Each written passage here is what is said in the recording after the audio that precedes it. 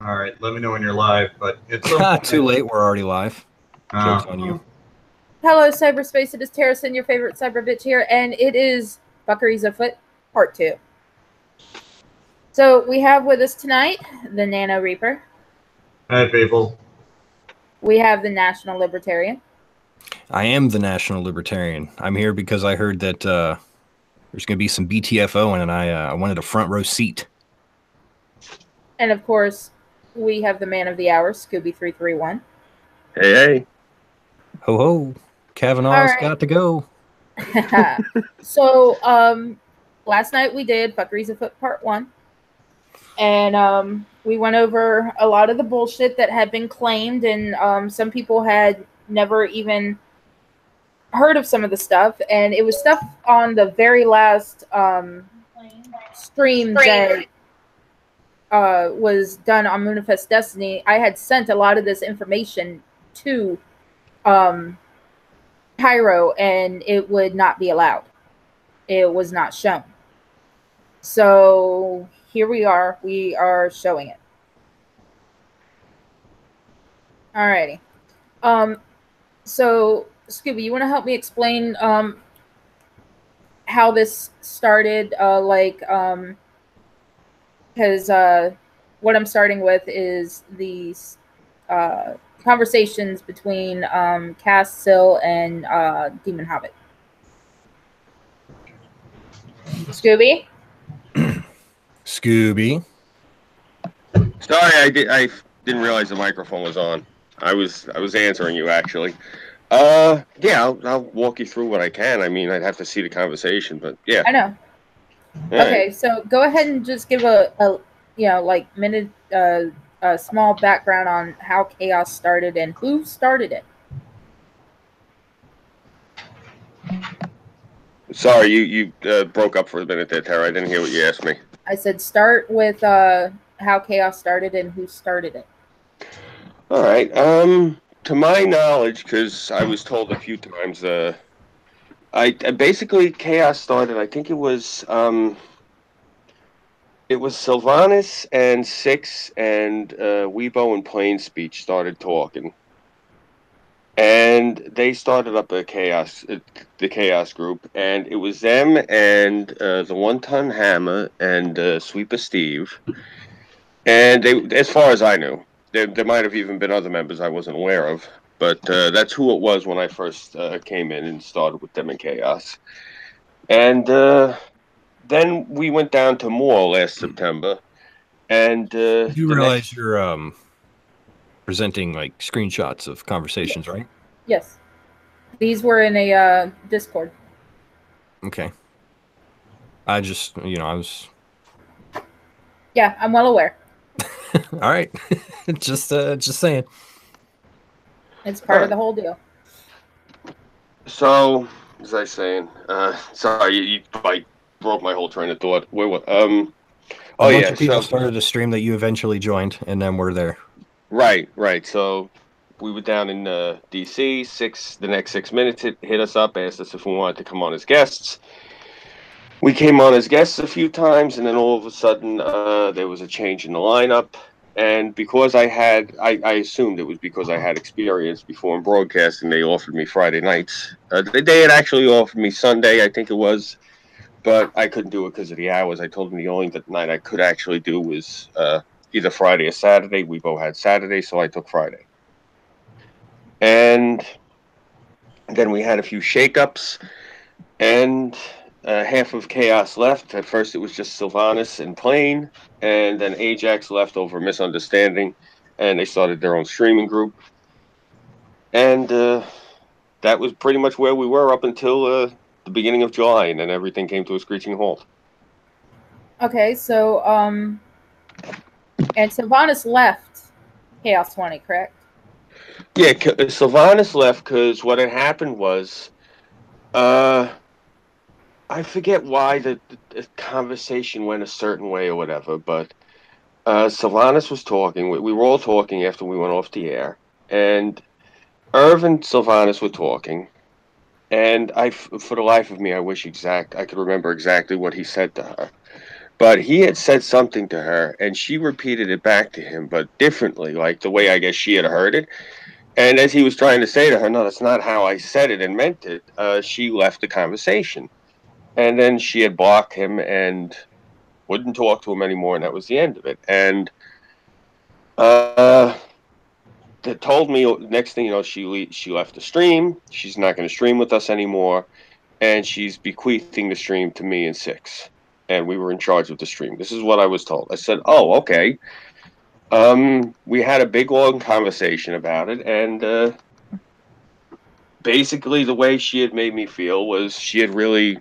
I had no idea how long the stream was even on for or anything before this, but she had made me feel that she had built this up and worked hard on it, and she wanted me to keep it going. So I took up the mantle under that auspice that I had an obligation to try to keep this show going and make it as good as I could, which is what I tried to do. Okay. So what we're looking at is a little slideshow of the screenshots I received from a Discord server. It was a GCV server, and they were all out in the open.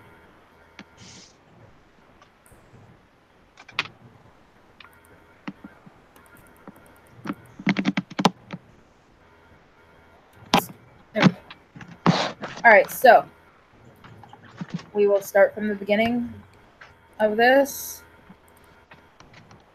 All right, so GCV pops up saying, "Everyone, my face and name have been doxxed by Foster."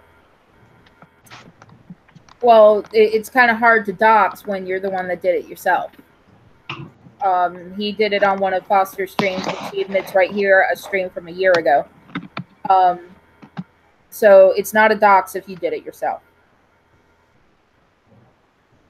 There's people telling him not to freak out. All right, here's Sylvanas and Demon Hobbit are chit-chatting. Demon Hobbit, just stuff nobody needs to know. So who was in the chat that got threatened? Do you remember who it was? No one in the chat got threatened. They was talking about me. Okay, I get it. I didn't notice. I didn't even know you were there. Someone in the cunt stream said they knew that another YouTube had threats by Scooby from here and kids. God, I hate reading her typing. Wait, what? You didn't quite make sense there. Someone in the cunt stream said in the chat, I know another YouTuber who had threats by Scooby on their spouse and kids. They're referring to Sylvanas saying that Scooby threatened her.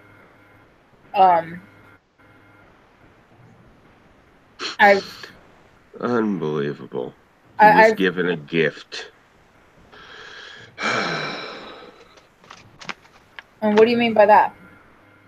It says it right there. Yeah, he was given a gift. I'm guessing what she means was that there's more evidence against me. Can I just say really quick? These people are a pack of pansies. So I have no idea what threats I made.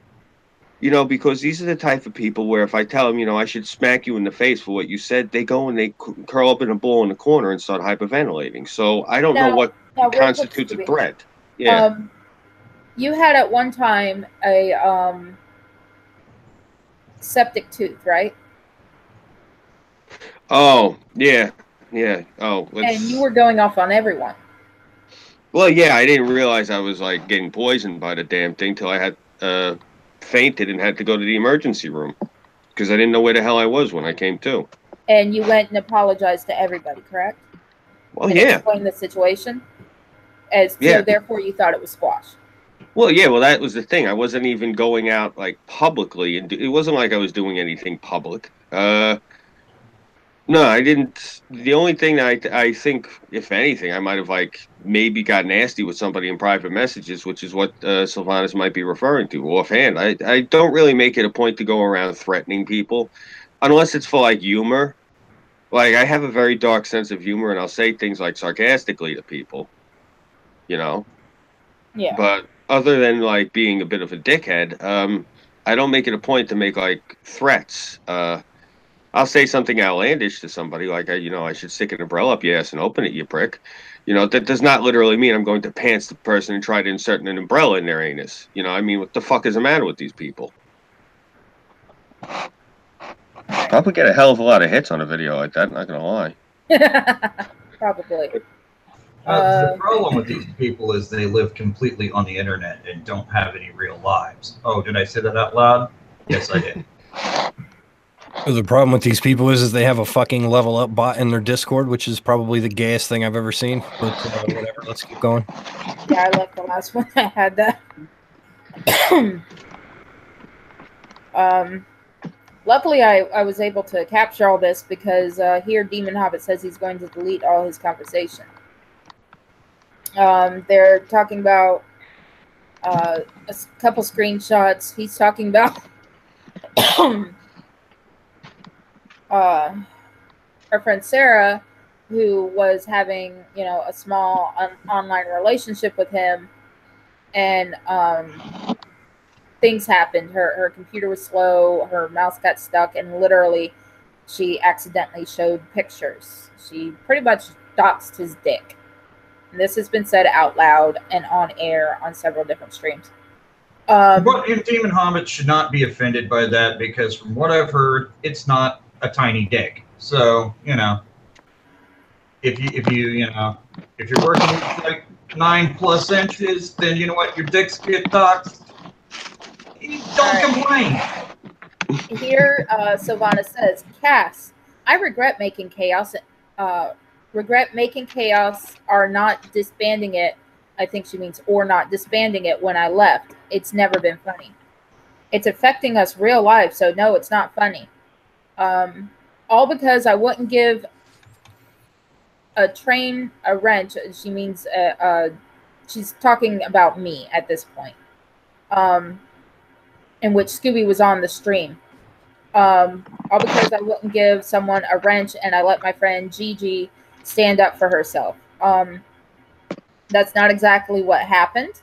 Sylvanas was literally trying to break me and Burnside's budding at the time relationship up by setting him up with some chick that lives in what, Vietnam or Korea, Scoob? Korea, she is. She's Korean.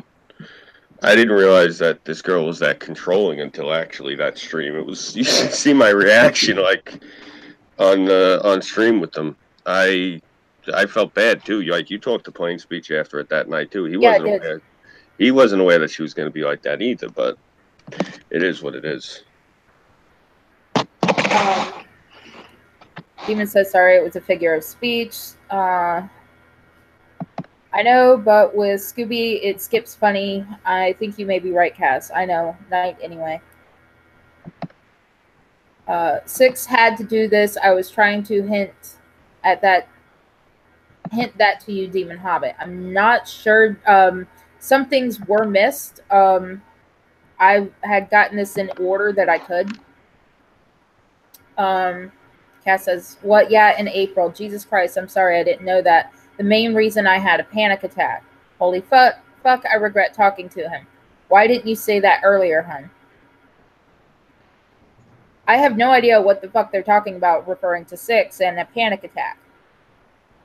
Nobody's had a panic attack, honestly. These people are fucking hypochondriacs of the internet. I'm really just like, fuck them. They're not worth it. Cass needs to get a job. But, you know, he never will. So, again, he's a worthless sack of human shit. GCV needs to get a job, but that isn't going to happen. So, you know, whatever. And these guys live in the internet, and that's all they do. They don't have a real job. They don't have a date. They don't have a life. They sit at home. They drink beer, those that are old enough, and they sit around and they keyboard cowboy up all damn day, and I'm sick and tired of it. Fuck it, fuck them. Not human to me, so I don't care. Well, Tema wants to have a talk with us tonight. Cool. Well, with me dealing with this 3 months ago and it happening again, this can be domestic terrorism. I told her I'd be there. It's the same chick, Savannah's. There is a big problem. She already broke the law. I don't know, but Scooby threatened my family, my hubby, and my kids. Fucking hell. Oh, really? I did. All right. Scooby, you're such a terrible person. You know what? I'm going to say this now because she's saying I threatened her, her husband, and her kids. This girl has a lot of serious, deep-rooted psychological issues. From what I was operating under the auspice that this girl was living with this guy who was abusive to her and this guy's mother, and she was locked in her room all day, and the only thing she was allowed to eat was ramen noodles. This is the story that she had sold to all of us. She said this on the air multiple times. You can go watch the old streams we did with her last year. This is all she kept saying.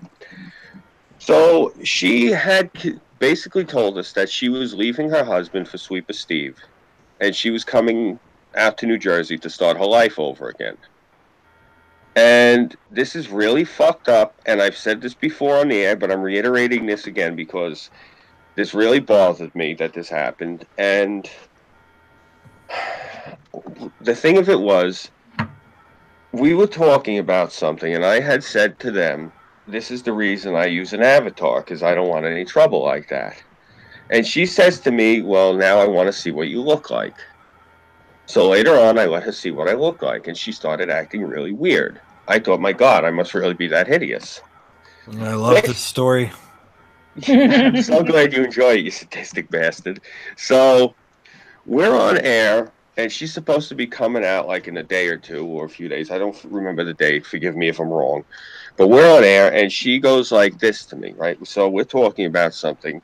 And this is before I had gotten that mask, so I was still just using the avatar. So no one really had any idea of any semblance of what I looked like. So I was explaining to the audience, that my wife and I are the same mix but reversed.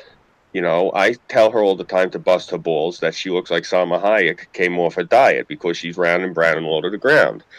I, on the other hand, I said, I look like a white Cuban or a Puerto Rican. I get that a lot. And she goes, yeah, you really do.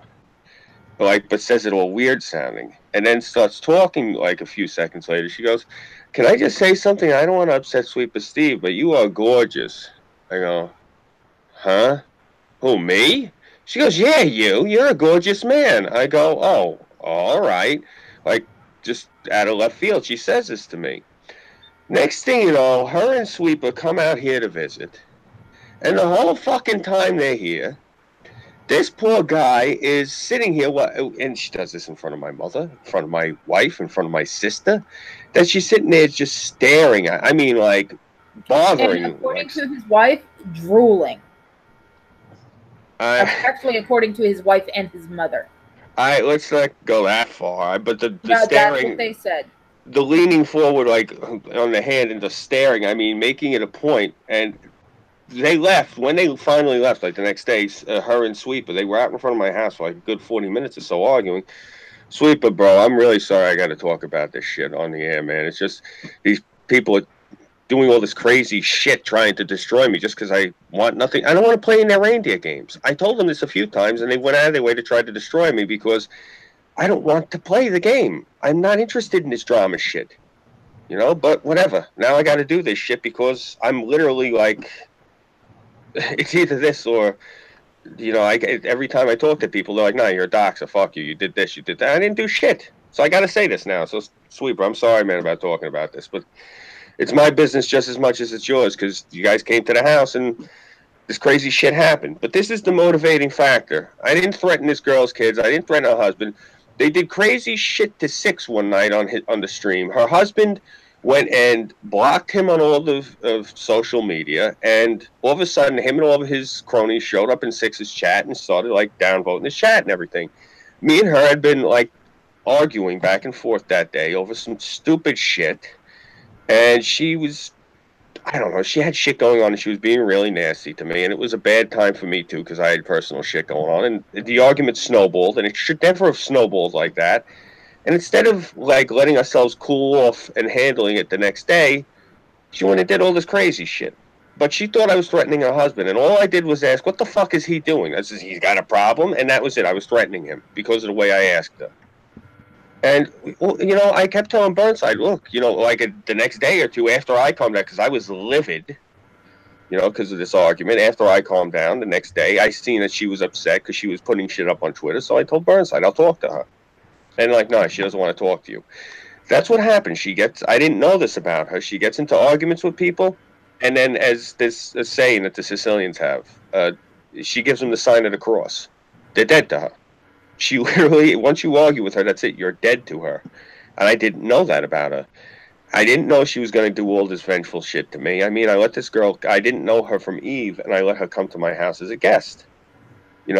Had I known she was going to do all this crazy shit, and had I known she was going to become obsessed, because that's another thing I almost forgot. After they came to visit, and they went back to their respective places, they went back to Jersey, and then she went from Jersey back to Colorado. She started referring to me nonstop as her big brother.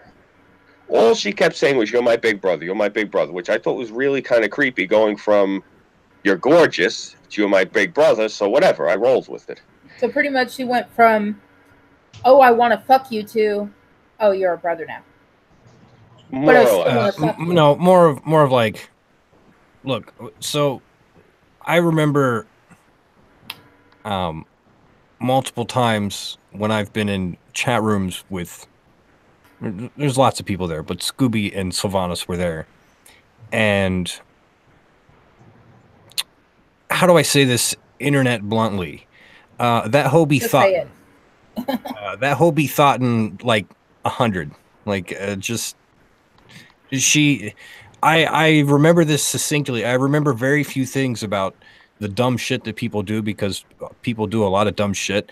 But I was somewhat stellarly amazed that she was so hung up on Scooby. And in my mind, I was like, she's hung up over this guy she sees on the internet. She's apparently dating this other guy that's literally in the chat right now. Like, I know hoes like this. I know hoes like this.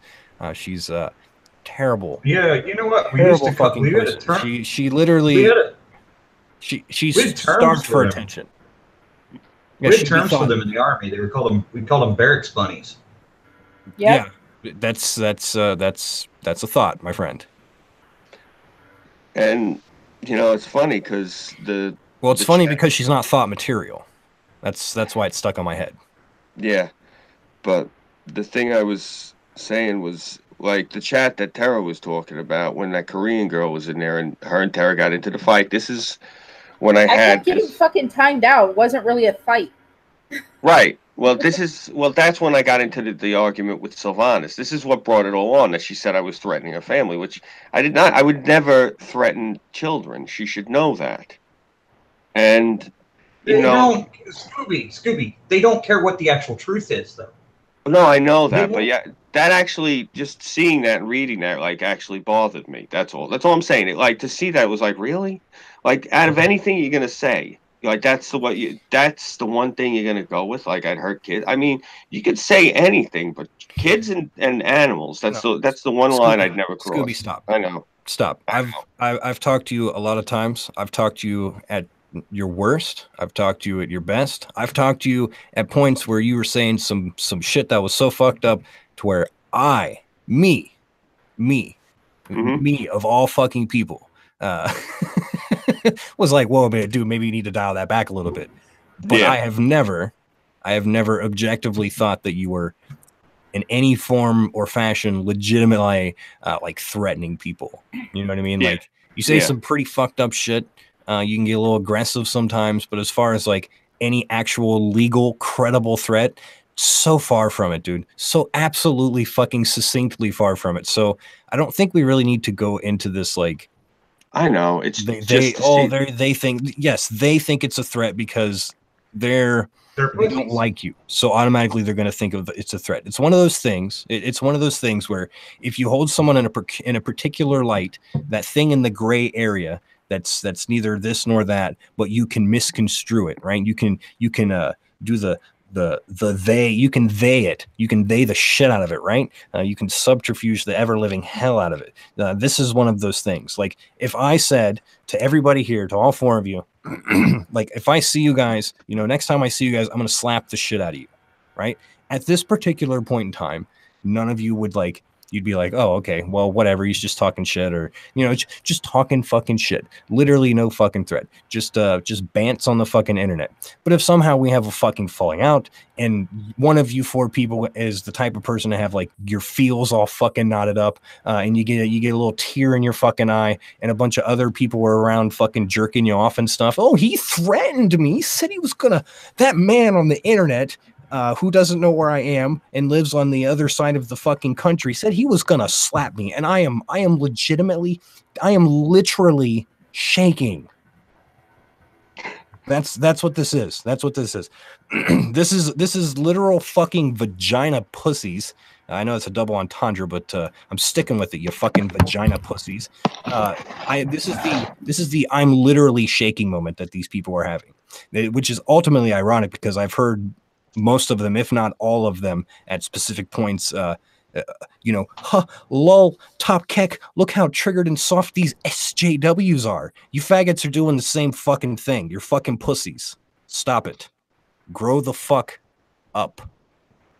Anyway, that was my 2 cents. Very well I might have said. thrown an extra penny in there. But I'm tired of, I'm just personally tired of hearing you explain that you're not threatening people. You don't threaten people. Yeah, And people can't handle bants. That's all this. That's literally all.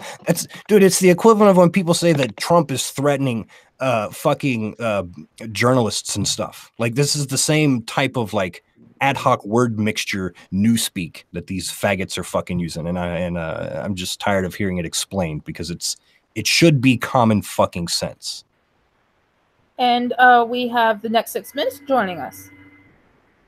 Good evening, everybody. Hey, Six. How are you tonight, Six? Oh, not too bad, not too bad. I got some chicken cooking in the oven, but I am free here for at least the next 20 minutes. So interview away. So, but before I just wanted to say this is that this is I didn't really handle this very well myself, and I really I went into the shadows essentially for a number of weeks after the Tyro stream, and it was a good time off. I needed the time off to get my head straight. And the thing is, I'm here to answer some questions. I'm here to say my piece. I'm not interested in perpetuating any kind of drama. That's not what I'm after here. I'm here for my friends. I'm here to tell my story, and this is this is me making peace with this whole affair. Drama's what you make of it, dude. I'm not here for drama. I'm here to shitpost. That's why I literally exist on the fucking internet. I do not do drama. But if there's some lulls to be harvested, if there's keks aplenty, if the top judges are bountiful, I will fucking be there. Absolutely, I will be there.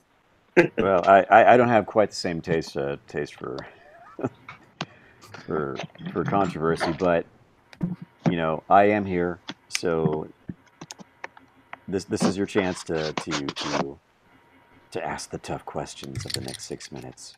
All right. So first of all, how did you come to be on Chaos 120? I came to be on Chaos 120 because I was friends with both Weibo and Plain Speech. They introduced me to Sylvanas last summer. We had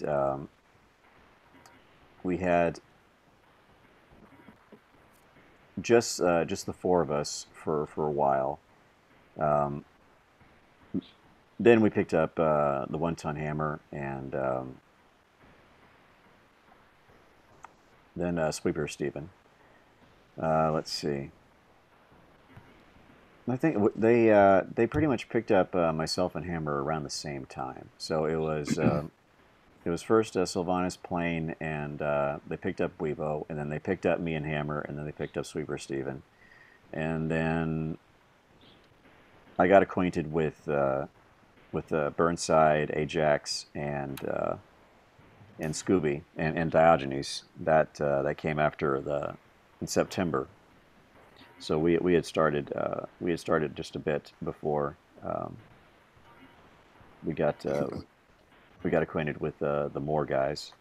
Hey, I got a question. Yeah. That Diogenes guy, what happened to him? No idea. I haven't seen him in a long time. Because go ahead.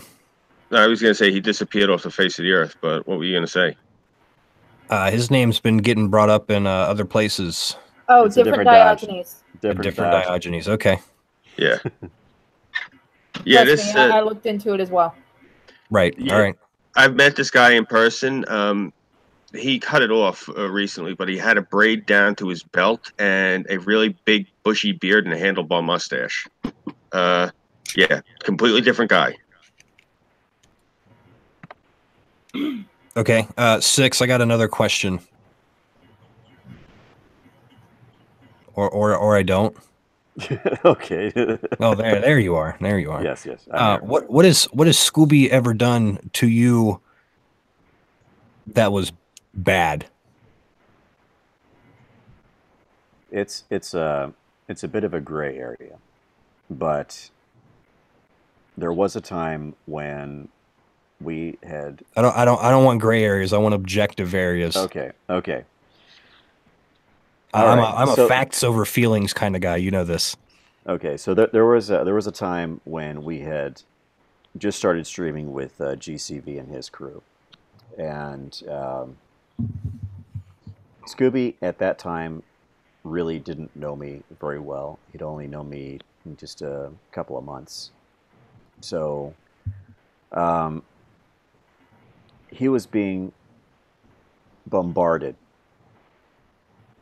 with all kinds of disinformation, all kinds of bullshit, all kinds of defamatory kind of stuff that painted me as some kind of asshole that was working against Scooby, was working against Burnside. It wasn't just Scooby that was getting this. Burnside was getting this stuff as well. This was And Ajax too. That's actually why Ajax left. Yeah, and he was.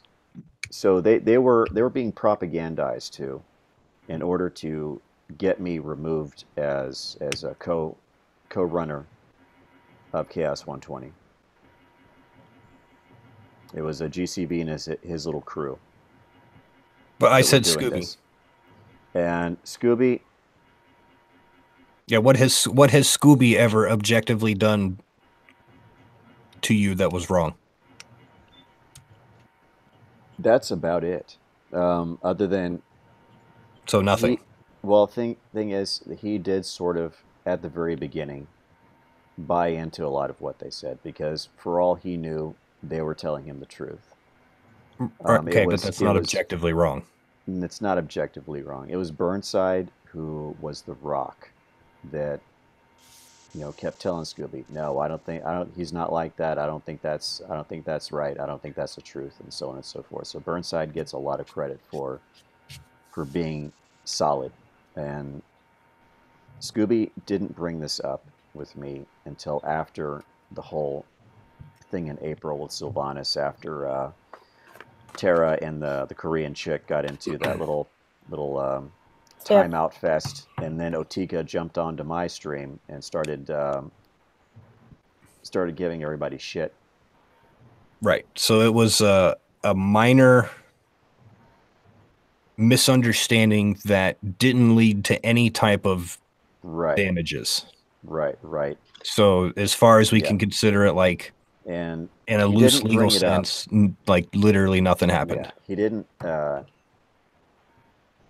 He didn't bring this all. I learned about this long after GCV had been given the 86. This was the whole GCV situation happened in January, February. It was April by the time I learned about this, and this was after the thing with Sylvanas. So Scooby was ashamed. Yeah, I was actually. See, this is the thing. I had given Sylvanas my word not to break her confidence. So until she had that fight with me, I never told Six about this because I had given my word. And when Six told me that she told him, I'm not gonna lie. I mean, I didn't bawl, but I mean, I did get very emotional because I could finally talk to him about this, and I had felt guilty for months, because to me I felt I was being two-faced and dishonest, but I'd already given my word to one person, and I didn't know Six that well. You have to realize I didn't start I didn't stream my first stream until Halloween weekend. That's the first time I ever streamed. I've never streamed before. Uh, October 27th last year. So it was the first time I ever did that. And when this had all happened with her and Six and all this was I want to say what was it, January of last year that this all went down. Yeah. So whenever that she wound up leaving, I think maybe it might have been, yeah. This all started happening. She started. I think she left around right before New Year's, and then this all started and came to a head around Groundhog's Day, or maybe Yeah. Valentine's Day. So for about a good 6 weeks, they were Yeah, working me. it should be pointed out that GCV and through GCV, his crew, GCV was introduced to our stream group by Sylvanas. Yeah. Six. Yes. Going back to that, that scale, like things that are objectively wrong versus things that are just mild altercations or misunderstandings that don't lead to any type of permanent damages. This was has Sylvanas Dark Angel done anything to you or that you have seen towards other people that has been objectively wrong?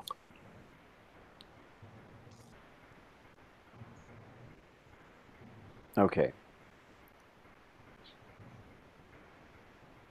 I mean, you could not. I'm an extremely forgiving person. I'm an extremely forgiving person. That's part of who I am. That's part of my faith.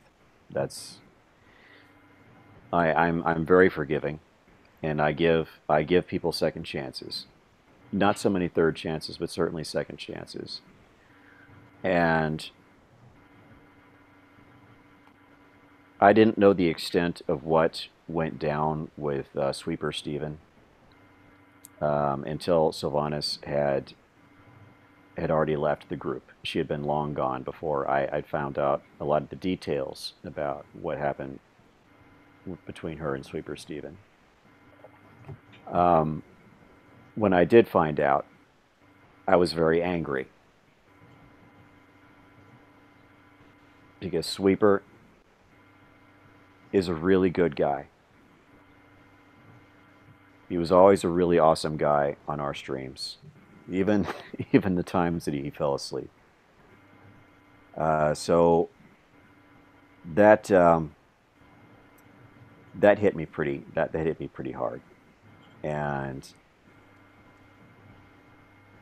I think it made it easier for me to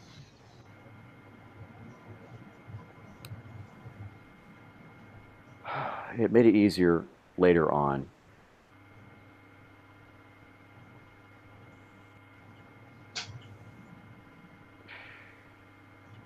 It's a hard way to put it. So in short, no, not really. As far as her slights, the dishonesty.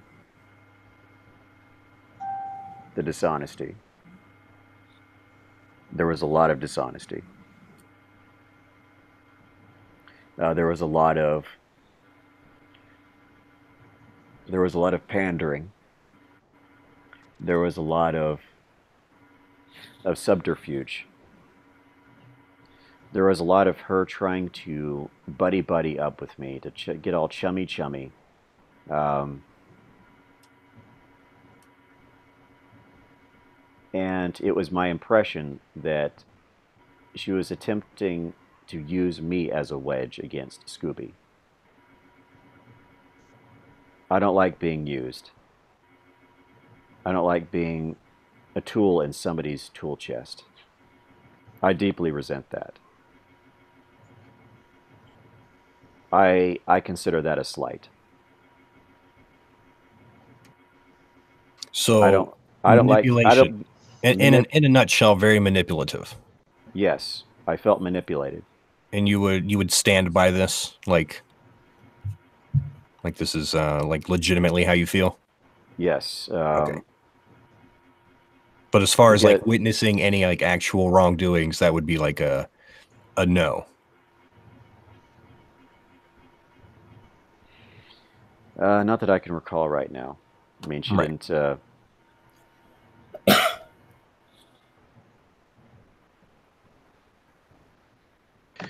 You know, I just want to say something. I was going to say it really quick before Six had hopped in.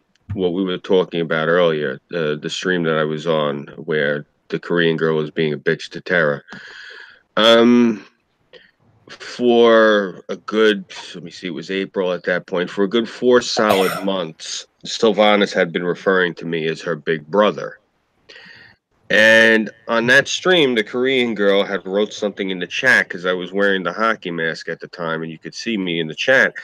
And she had said about me, those pretty blue eyes, though. And Sylvanas responds to her, "Back off, bitch. He belongs to me." And part of that really kind of colored the conversation I had with her the next day. I didn't bring it up with her. I don't even think I got the chance to actually confront her about that. But it kind of like gave me a really, I don't want to say sick a feeling. Me Too moment? Yeah, like a bit of a sick feeling, like, okay. Like, it was just one of those things where I felt really manipulated. Like, wow, this whole time you've been acting all chummy towards me and you've been plotting on me. Like, basically, I hate using the term, but for lack of a better term, to get into my pants. And I don't know. I've read the conversations between you and her. Yeah, and it's. Oh, I've seen the way the two have acted with each other, like off stream and like private hangouts. I'm just trying to like. I'm trying not to make this like an entire stream about the same thing being repeated over and over again. I'm just trying to get like a character profile matched up, right? And I said it earlier, you know, there be thoughts around, and like you're pretty much your antithetical thought. Like that was my perception. You know, I know this is like it's whatever, it's just my word. But Six also, luckily, I guess, showed up, came here, confirmed it. Tara, it's also her opinion. Scooby, it's obviously his opinion. So I guess the facts, I'm trying to lay out from like facts from he said, she said, right? Yeah. So the facts are that she definitely gives off this weird vibe. She's lied about multiple things. She's manipulated people. She used this other guy, I don't Sweeper Steve, I guess, who I've only met a couple times or whatever. And she showed up at your house and was basically like, you know, I molested you and stuff in front of your family and shit like that. So, yeah. And she knew you were married from the get-go. Yeah. Well, that again, that's again, there be thoughts in the mist. So yeah, I think we've pretty much brushed this one up. So why don't we move on to like the next part? Next set of douchebags. Yeah, the next step, I guess. You know what I mean? Along the way, in the journey of Scooby, the evil fucking doxer. You were saying something, Six? Yeah, I just want one last little thing is that Yeah, in order to try to get me to turn against Scooby, first she showed me the conversation that she had between him, and what struck me is that she blew everything out of proportion because what I was looking at did not even remotely resemble what the description that she had given me of the conversation. I've got a question. Wasn't Sylvanas supposedly in the Marine Corps? That I don't know. I mean, I can't confirm that. She went as far as basic and got booted because she sleepwalks. Okay, I'm a call bullshit, but like I do on a lot of people. But I'm going to say, if you're in the military, you've been in the military. You have a thicker skin than these people. So, what the fuck? Over. Yeah, and well, I think we've made it pretty clear that this is not someone that can necessarily be trusted. Right, and when that failed to turn me, then she brought up these other conversations that she had with Scooby, where she tried to paint it like he was turning against me, and yeah, so that was her tactic, and that's when I had to confront Scooby about it, and that's when he did break down and admit that there had been some bad shit going on back in January. Yeah, because I didn't know you that well. I didn't know anyone that well, and she just thrust a show in my lap. And like, it's basically, let's say she did this at Monday at 10 a.m. She gave me the show, and at 11 o'clock she hit me up to tell me the first thing about 6. And then we talked about a few other things. And then, like, at 1 o'clock, she hit me up to tell me the next thing about it. She did the same thing to me with Hammer, too. This is why, until I started talking to Hammer, like, about 3 or 4 weeks ago, you know, we didn't have any problems. But I was convinced that Hammer was crazy. Like, I was convinced that Hammer was like... Wait. Hold on. If she didn't want to give up the damn show, then why did she do it? You give it up. You know what? Once you've relinquished control, this is the same thing. If let's say I sell a car to somebody, and then I get mad that they paint it purple. Yeah. Well, this is a habitual you're talking about when she her. tried to take her stream back from you guys or whatever. It was just so many different things. Yeah. So just has this girl ever shown you her tits? No. Okay. No. I actually. Fuck. I don't want to go into anything of that nature. It's really, it doesn't. I got you. The wife's around. No, it's not. It's nothing that has any bearing. We've already established it's enough sort of of its character. Just to review, there were problems with Chaos 120 from the get-go because and pretty much centering around Sylvanas and her inability to mesh with some people and her overability to smear, defame, disinformation the hell out of people. The first on the chopping block was, of course, the one-ton hammer.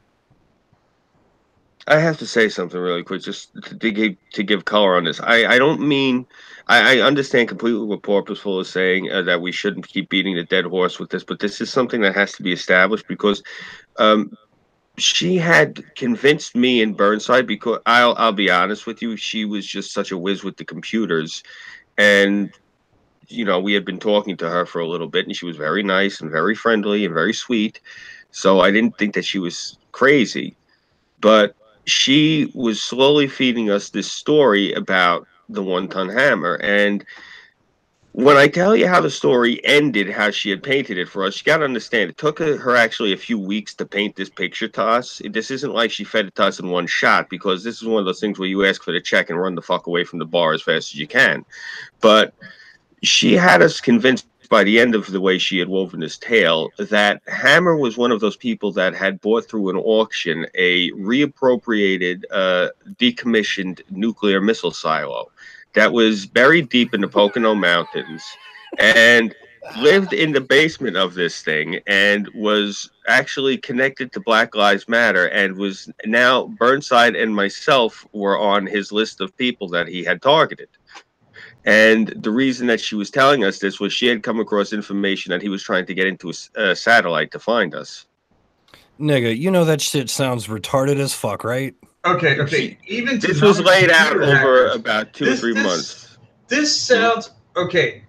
You and Burnside need to take some computer science courses. That's all I'm going to say there, because you need to be a little bit more tech savvy. Because this is a level of dumb that I have never thought that was there were people out there dumb enough to tell this kind of horseshit story. And that's me being nice at this point. Did I admit before I said this that this was laid out over a course of a few weeks to maybe about a month or two? And when you say it backwards from front to back, it sounds fucking insane. And I admit that. I'm admitting that wholeheartedly. You have to understand, she was saying this slowly in drips and drabs. And she comes across as a young version of fucking Mrs. Poole from the Hogan family. You know, it's really hard to think of somebody as that as being a fucking nut job. She comes across as someone who might want to get you in a pair of white fucking Nikes and give you some Kool-Aid to me, buddy. Yeah. Yeah. But we're gonna take a ride on the comment when it comes past here, because you don't want those BLM fucking guys from their old abandoned silo bunkers to come after you with their satellites and shit. I bring up because first of all, I'm gonna be blunt right here. There's a reason we use drones for real-time imagery. It's because satellites don't do real-time imagery. First of all. Second of all, unless you have about $2 million, good luck buying. You're not getting one of them silos. Yeah. Yeah. And another thing is, you're still without another $2 million to retrofit it. Good luck living in the bottom of it, because it's usually got a puddle of stagnant water standing in there. And two, that's not where you'd want to live anyway. You'd want to live in the control room. And also, when they get rid of those, when they decommission those missile silos, first thing, just to clarify for our listening audience here, the first thing they remove is the fucking missile. Yeah. And then everything else. You get the gantries that surround the missile, the going up and down. You get the elevator, and you get the control room. You get none of the 1970s era computers with the 8-inch disk drives that have less memory than a Commodore 64. If you're a millennial, Commodore 64 is before your fucking time. Google it. You mean I don't get a floppy disk and a fucking nuclear headed missile? Like, no. Fuck, this is busted. Anyhow, I brought up Hammer just to kind of establish a pattern with Sylvanas. When somebody gets on his shit list, then the propaganda begins. The propaganda campaign begins. Yeah. Well, good. I want to be on her shit list because I want to know what type of shit I'm fucking secretly into, according to this thought. That's the shit I want to fucking know. It should be also noted. It should be also noted. Coming back with the Luftwaffe in fucking 2020. It should also be noted that. Don't worry. Don't worry. Just a second. All right. Now, just a second. It should also be noted that Weibo was also part of this little target campaign.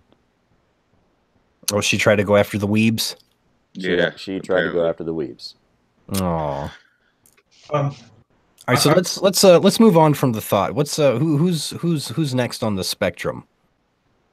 I was about to say, just don't worry, dude. I'm pretty sure you and I are trying to open a temporal rift to bring through the mirror universe Terran Empire to take over the world.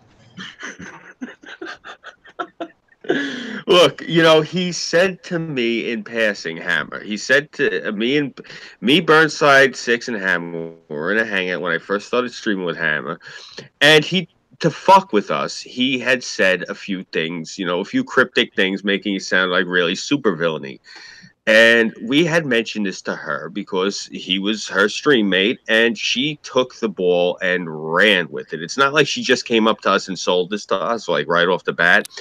And when I told this to Hammer, it took him a minute. He thought really hard. He's like, oh my God, I was just fucking with you guys. And I go, I'm paraphrasing him. He might not have even said that. He might have put it differently. But my point is, it was something of that nature. He's like, I was just screwing around with you guys. I said, yeah, well, when we asked her, she took the ball and ran with it. But instead of doing it as a joke, I guess this girl took it as an opportunity to turn us against, like to turn me and Burnside against you. To this day, I still don't know. And I even asked Hammer, well, what the hell what went sour between you and Sylvanas? And he can't even tell me. Yeah. We don't know what the hell problem Sylvanas had with Hammer in the first place.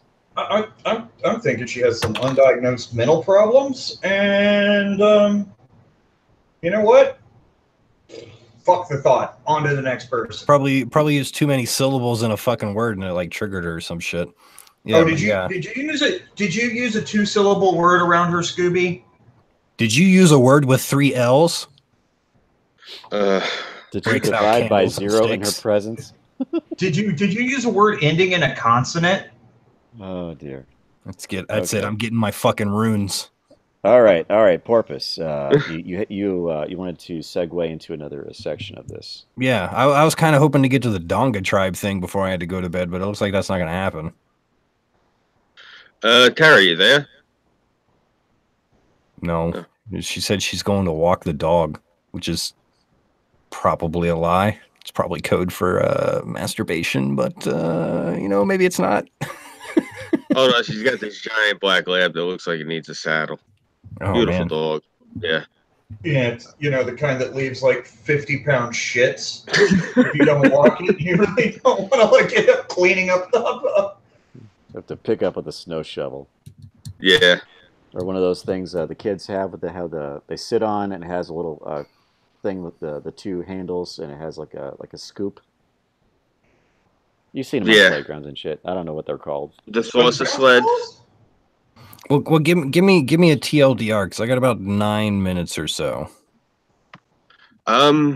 That's the thing. I don't have any of the stuff. She actually is the one that has access to the evidence. I don't, I recused myself from access to it because it was dealing with me. And, I try to be professional when I do things. So I have no access to this stuff. You recused yourself? Who are you, Jeff Sessions?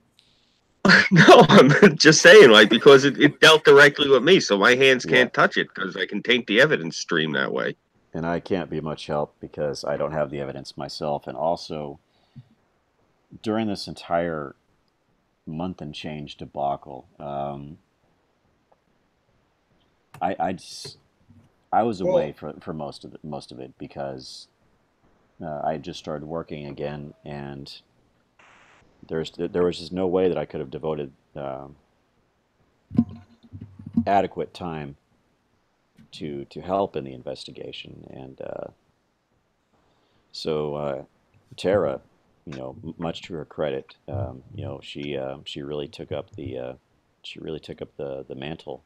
And well, if Tara doesn't come back in literally the next 5 seconds, I'm gonna get Mr. Medicare to go after her or some shit. And if not Mr. Medicare, then I'll get some other big fucking YouTuber that me as literally nobody on the internet has access to just snap my finger at a whim and be like, you with nearly 1 million subscribers, go do my dirty work. I actually just want to talk to Medica to suggest to him he should sell that hat on his Teespring, because I think he'd make good money. A billion people have tried to get that man to sell merchandise. He's not going to do it. Well, that's foolish on his part. He might be one of these few, the rare, the employee. He's been doxxed, man. He's like a Wall Street executive or some shit, some shit like that. I don't know what it is. Apparently his dox is out there. Apparently it's absolutely completely 100% real. And apparently this man is absolutely loaded and makes 6-figure salary all every year and stuff. So yeah. So in other words, he's just doing it for the fucking lulz. Hey, good for him. Well, me personally, I don't know if one, I don't care, so it's probably why I don't think it's entirely real. But I don't think it's entirely real. It could be. Again, I don't care, so I don't care if I'm wrong on this or whatever. But I just know, from my personal point of view, like, and I've joined Scoob, like when we do the private hangouts or whatever. I'll join and it'll say like a name or whatever. It's because I use different names on all my emails and shit. I'm the type of person where, like, if one of those like comes out and it's like a dox, but it's like totally fake information, which more than likely 90% it would totally be fake information, I would roll with it and totally pretend that it was me. You know what I mean? Because obviously that would like discourage people from actually like trying to like dig deeper or whatever. They'd be like, ha, we got him. You know what I mean? Yeah, he hasn't actually given any proof that he's been doxxed. Most other people, like, oh, look, I got 100 pizzas mailed to my house today or some shit like that, and they'll post a picture of 100 pizza boxes on the Twitter or whatever. I mean, that's one thing to do. It's like, all he's doing. And first of all, if anybody's going to dox and mail shit to my house, no pizza delivery company delivers where I live, except for one. So I like meat lovers from Papa John's, motherfuckers. Well, no one's going to dox me because my real information is not on the internet. There's also no pictures of me on the internet.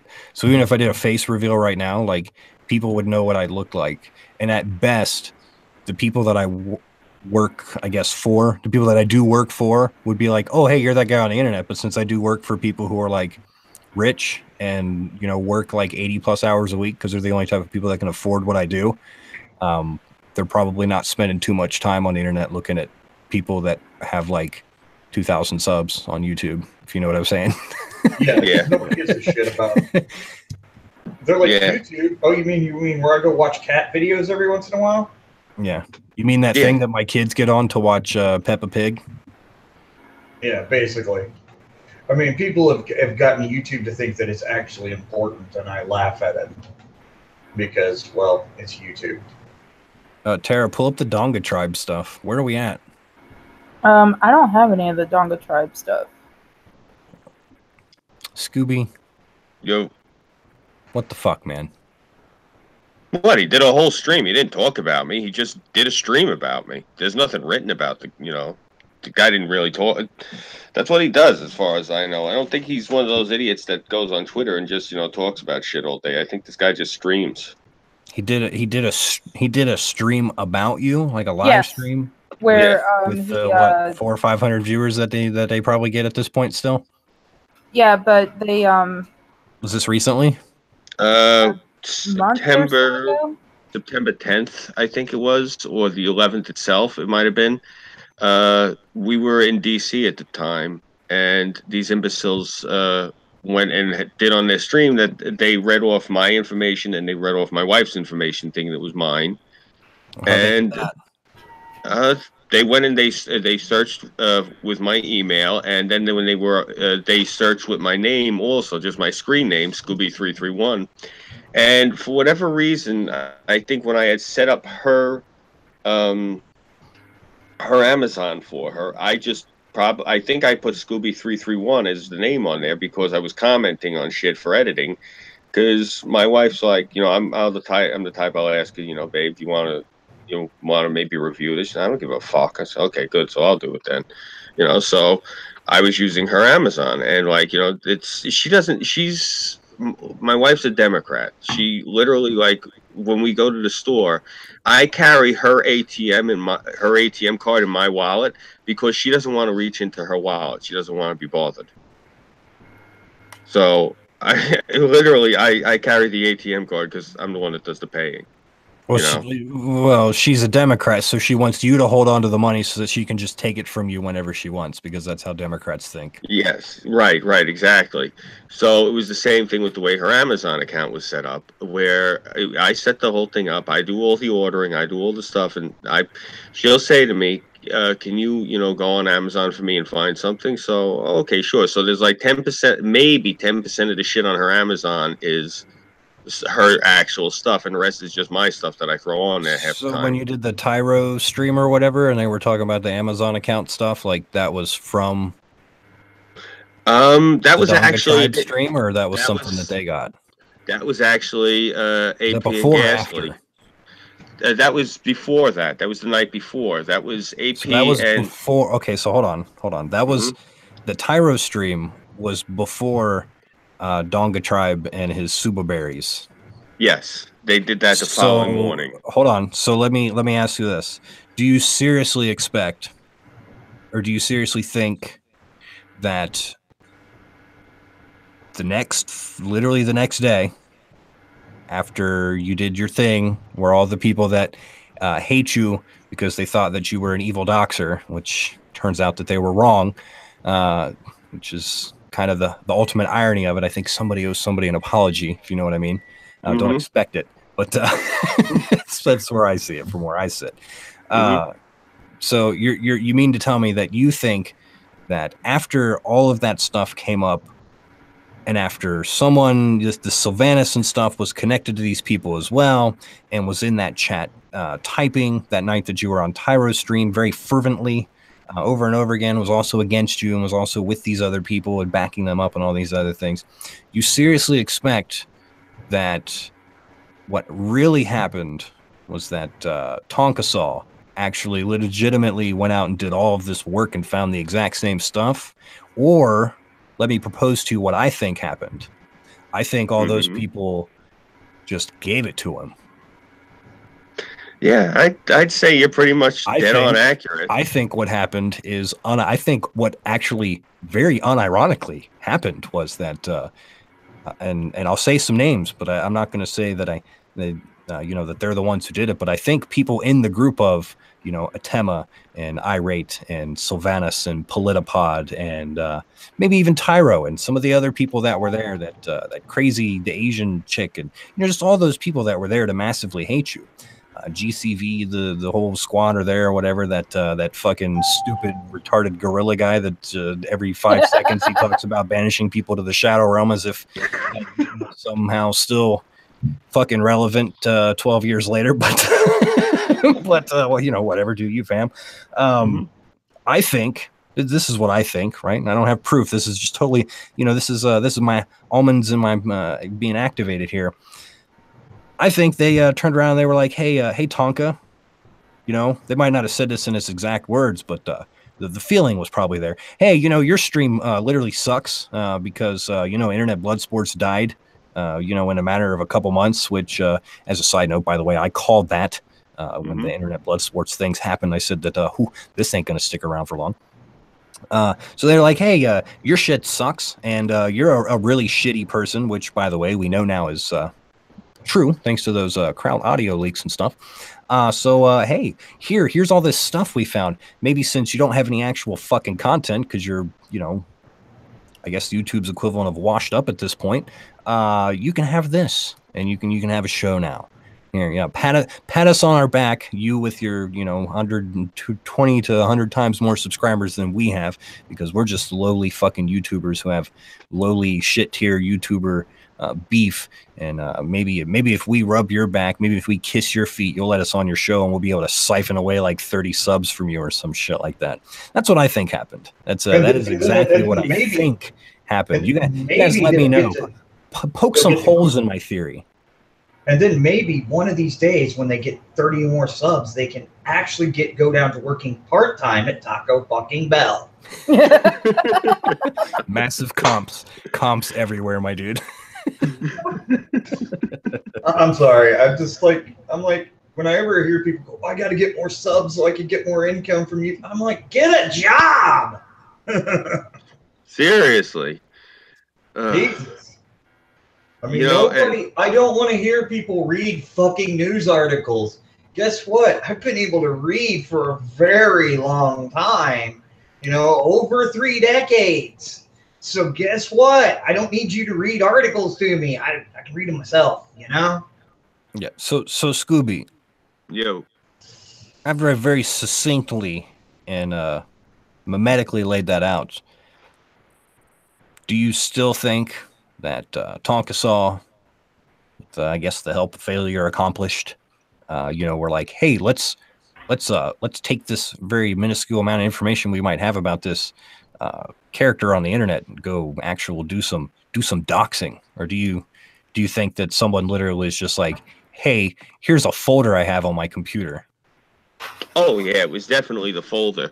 I even know who did it. It was Joseph Kerwin, because he's actually the guy who you see on Twitter. He's the one who gave all of the information to the cunt stream, and he and AP together on the same thread were the ones that were putting out all of my personal information on AP's Twitter feed, telling people to come attack me, calling me duplicitous, calling me a liar, all usual ad hominem attacks. Wait. This is from the same group of people that view doxing as a capital offense. Yeah. And Tyro even said on the stream, since I was accused of being a doxer, they feel they have the right to do this to me. Oh yeah, well that's in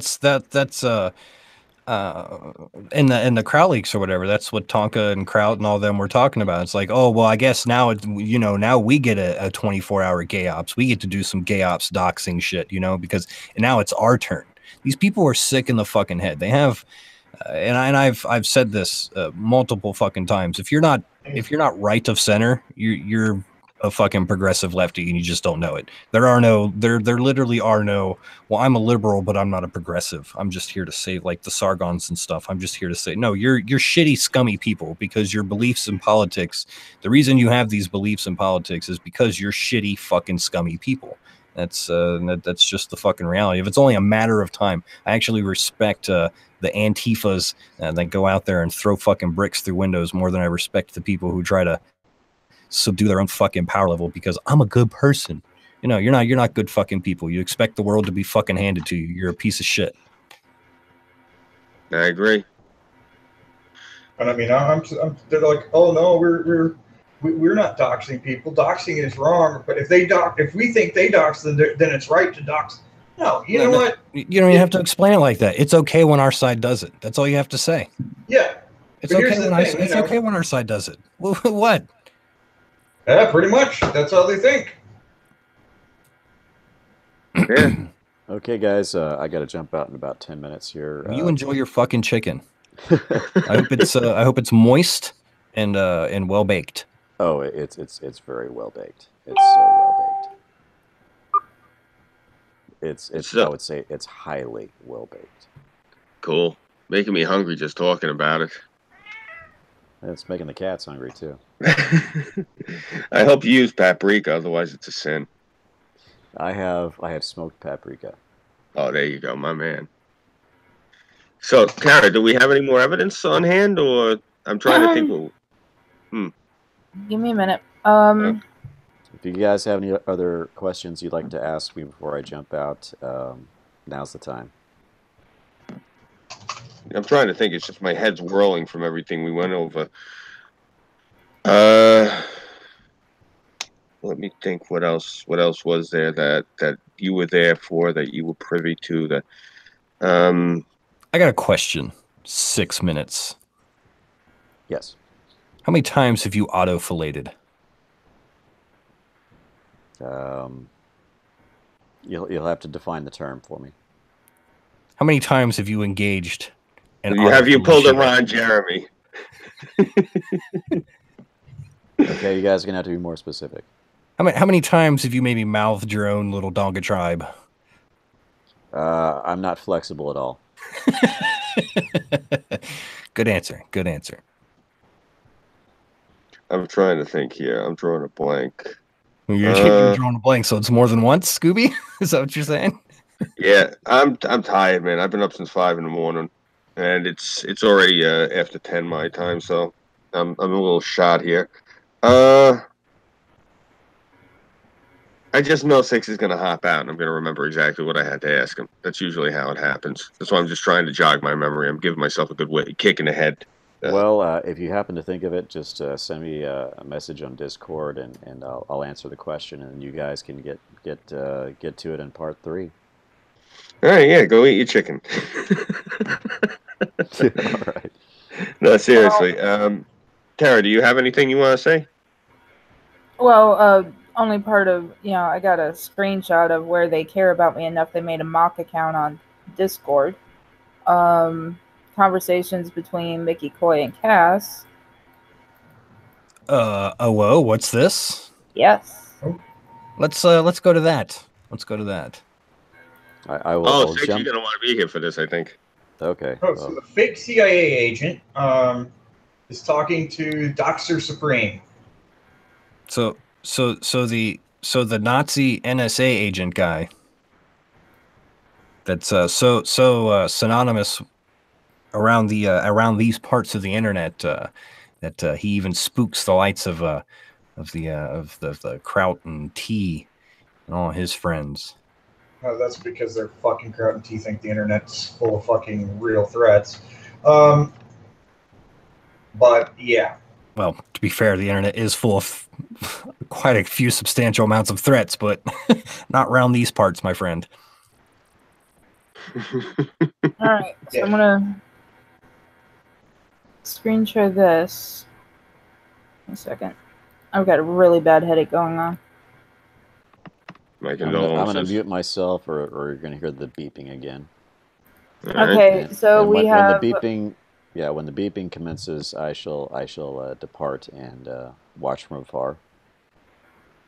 Okay. Wash your car? It's already dark outside. I love how he can make eating chicken sound dramatic. I mean, he's All gonna right. eat chicken and wash his car. Like, I'm thinking, like, simultaneously. Like, he's out there with a hose and a chicken sandwich in one hand. Oh man, that's like multi-talented. All right, so here we have Cass and Mickey in a conversation. Cass is wanting to know, so you want to call, or would you just like to drop my info right here? All I want for you is to fuck off. You have proven to be Duplicitous. Thank you. That's do right. not think for Us big brain nibbles, we got you. Do not think for a second I am so stupid as to play this your way. How about you drop the game right here and we can be on our merry. You're the one looking for my info. The ball's in your court and prove it. How does it feel to want? Now I'm looking. Pretty much Mickey is sitting here just fucking trolling Cass. Because okay, both of those guys are pieces of shit. So as far as I'm concerned, one of them has made ridiculously false claims. The other is acting like him being doxxed is the same thing as someone fucking coming to his house, putting a 45 in his mouth and pulling the trigger. So I have no sympathy for either of these pieces of shit. Doxing is not a crime, especially if you fucking are dumb enough to leave your public information out there.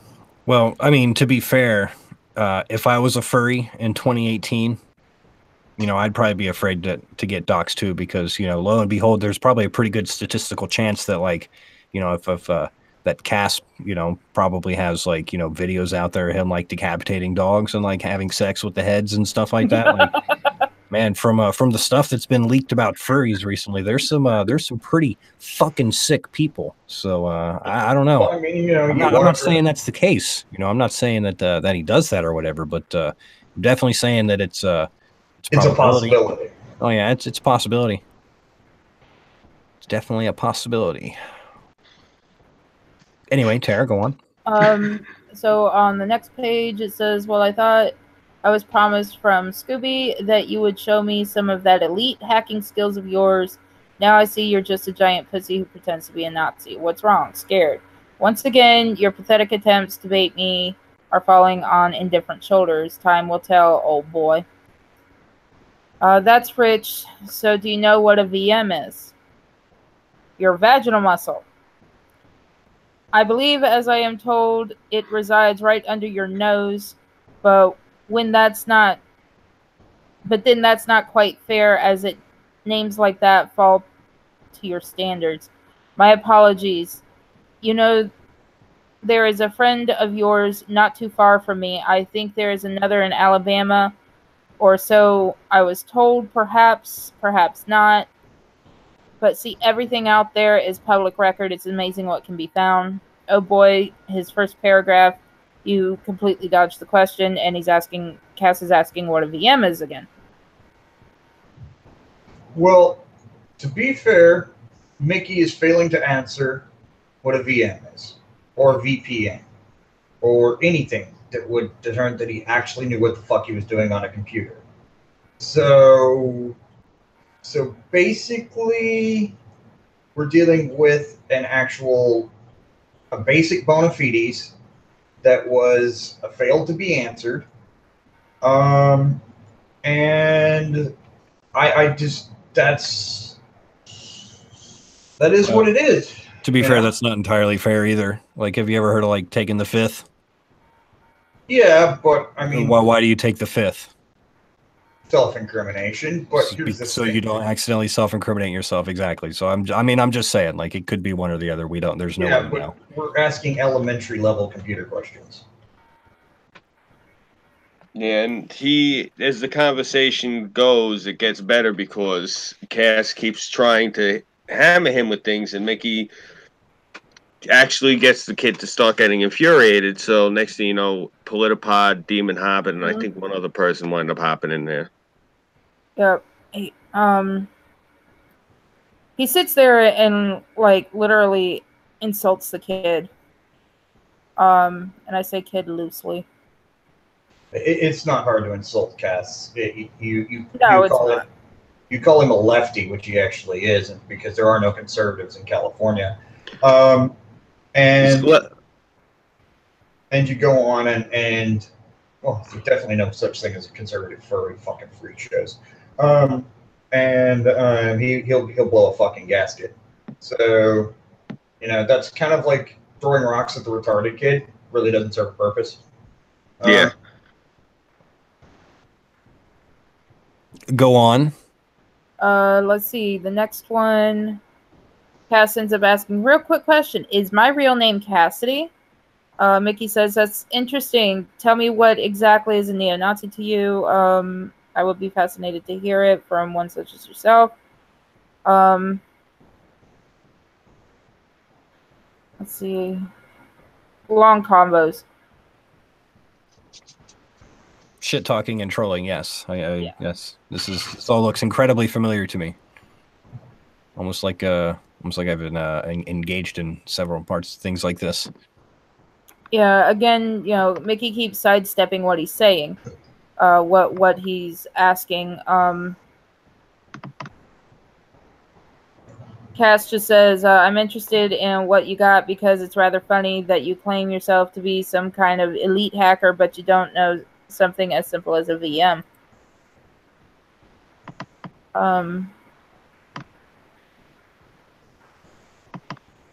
There we go. Mickey has a long fucking paragraph here. I'll just go ahead and throw that bitch down. Second time, I've never said I was a hacker. I said I know a few. I also said I will not play this way. I will not give you anything, but you have given me much, even if you are obtuse to know it. Every bit of this is being screenshot. Every comment, every move will be displayed, dissected and divulged for future use. I don't care about your opinion. I will not give a rip about your emotional distress. I certainly don't give a damn about your personal attacks, and anything you say or do only brings me more publicity. There is no such thing as bad publicity.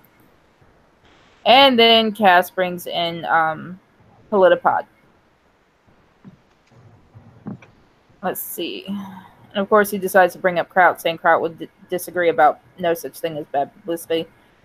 Politipod, hey faggot, I heard you're a former military. Please continue. This is now fodder for several channels and websites. LOL, Kraut is to mean what to me? He needs reinforcements because he cannot control the situation. How lovely typical can't handle his own.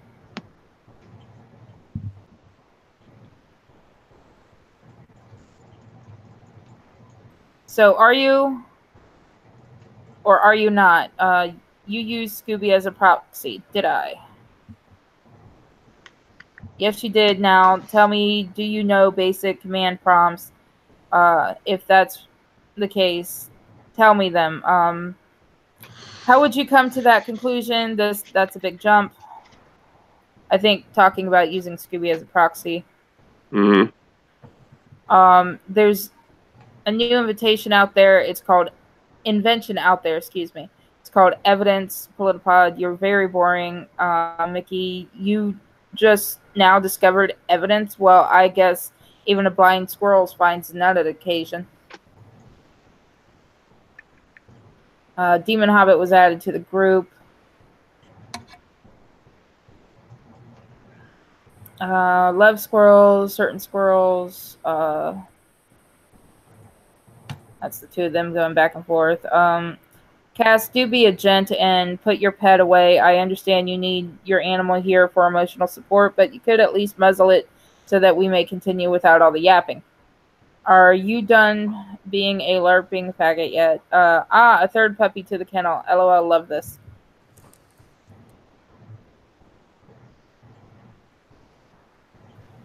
Yes, I'm a doggo. Why don't you tell me if you're former military or not?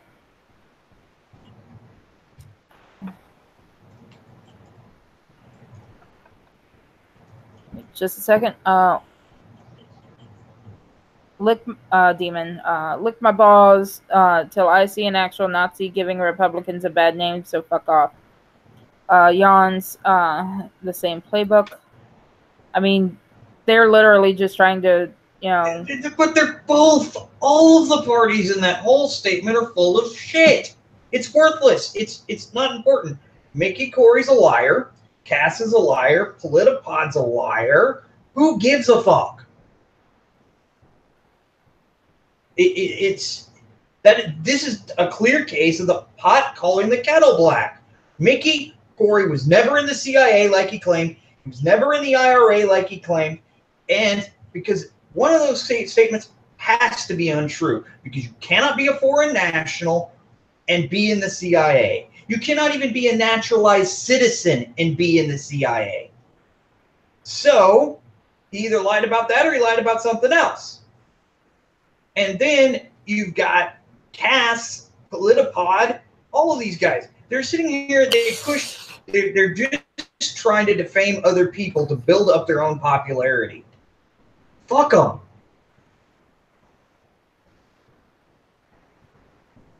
Go on.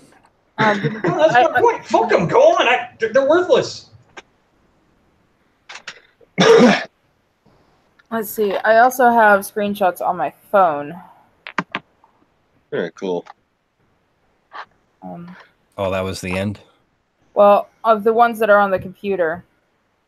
Yeah, there's more to the conversation. It's basically they get to name calling, and I think it's either Politipod or Cass starts. I'm pretty sure it's Politipod starts calling Mickey all sorts of racial slurs. Yeah, and Mickey ends up leaving the conversation. Yeah, like it gets to the point like it degenerates fast. Like it gets down to it. It just they're doing nothing but hurling insults at him, and white people using racial slurs against white people. Yeah. Yeah, you know, Irish aren't really white people, according to. I ended up getting an invite to the under the bridge. I call it the troll bridge. And fucking Kumara comes in and starts calling me all sorts of fucking names. It's Kumar. It's Perma-Virgin that's just mad that there's one absolute truth to what Tennessee Marine said. And it's not a rape threat. It's the fact that he's such a beta cuck that he would watch Tennessee Marine have sex with Leaf. Not that anybody would want to have sex with her, but, you know. How does anybody construe that as a rape threat? What the fuck is wrong with you people? You're all soft as fuck. Yeah, it's not a rape threat, but you know, everything according to them is a rape threat. It's a rape threat. You know what the most ironic part about that is the type of people that are soft enough to actually think that that's a rape threat are the type of people that enjoy watching their wives get fucked by other men. I'm just saying that's a real cuck statement to fucking make. Oh, that's a rape threat. Why don't you go fuck yourself? Why don't you save everybody else a little bit of time and go to the Middle East and get lost in the desert somewhere? You know, why don't you go do one useful thing with your life and go try and disarm a Syrian minefield? Yeah. Well, this is With a the plane. thing. Hold on.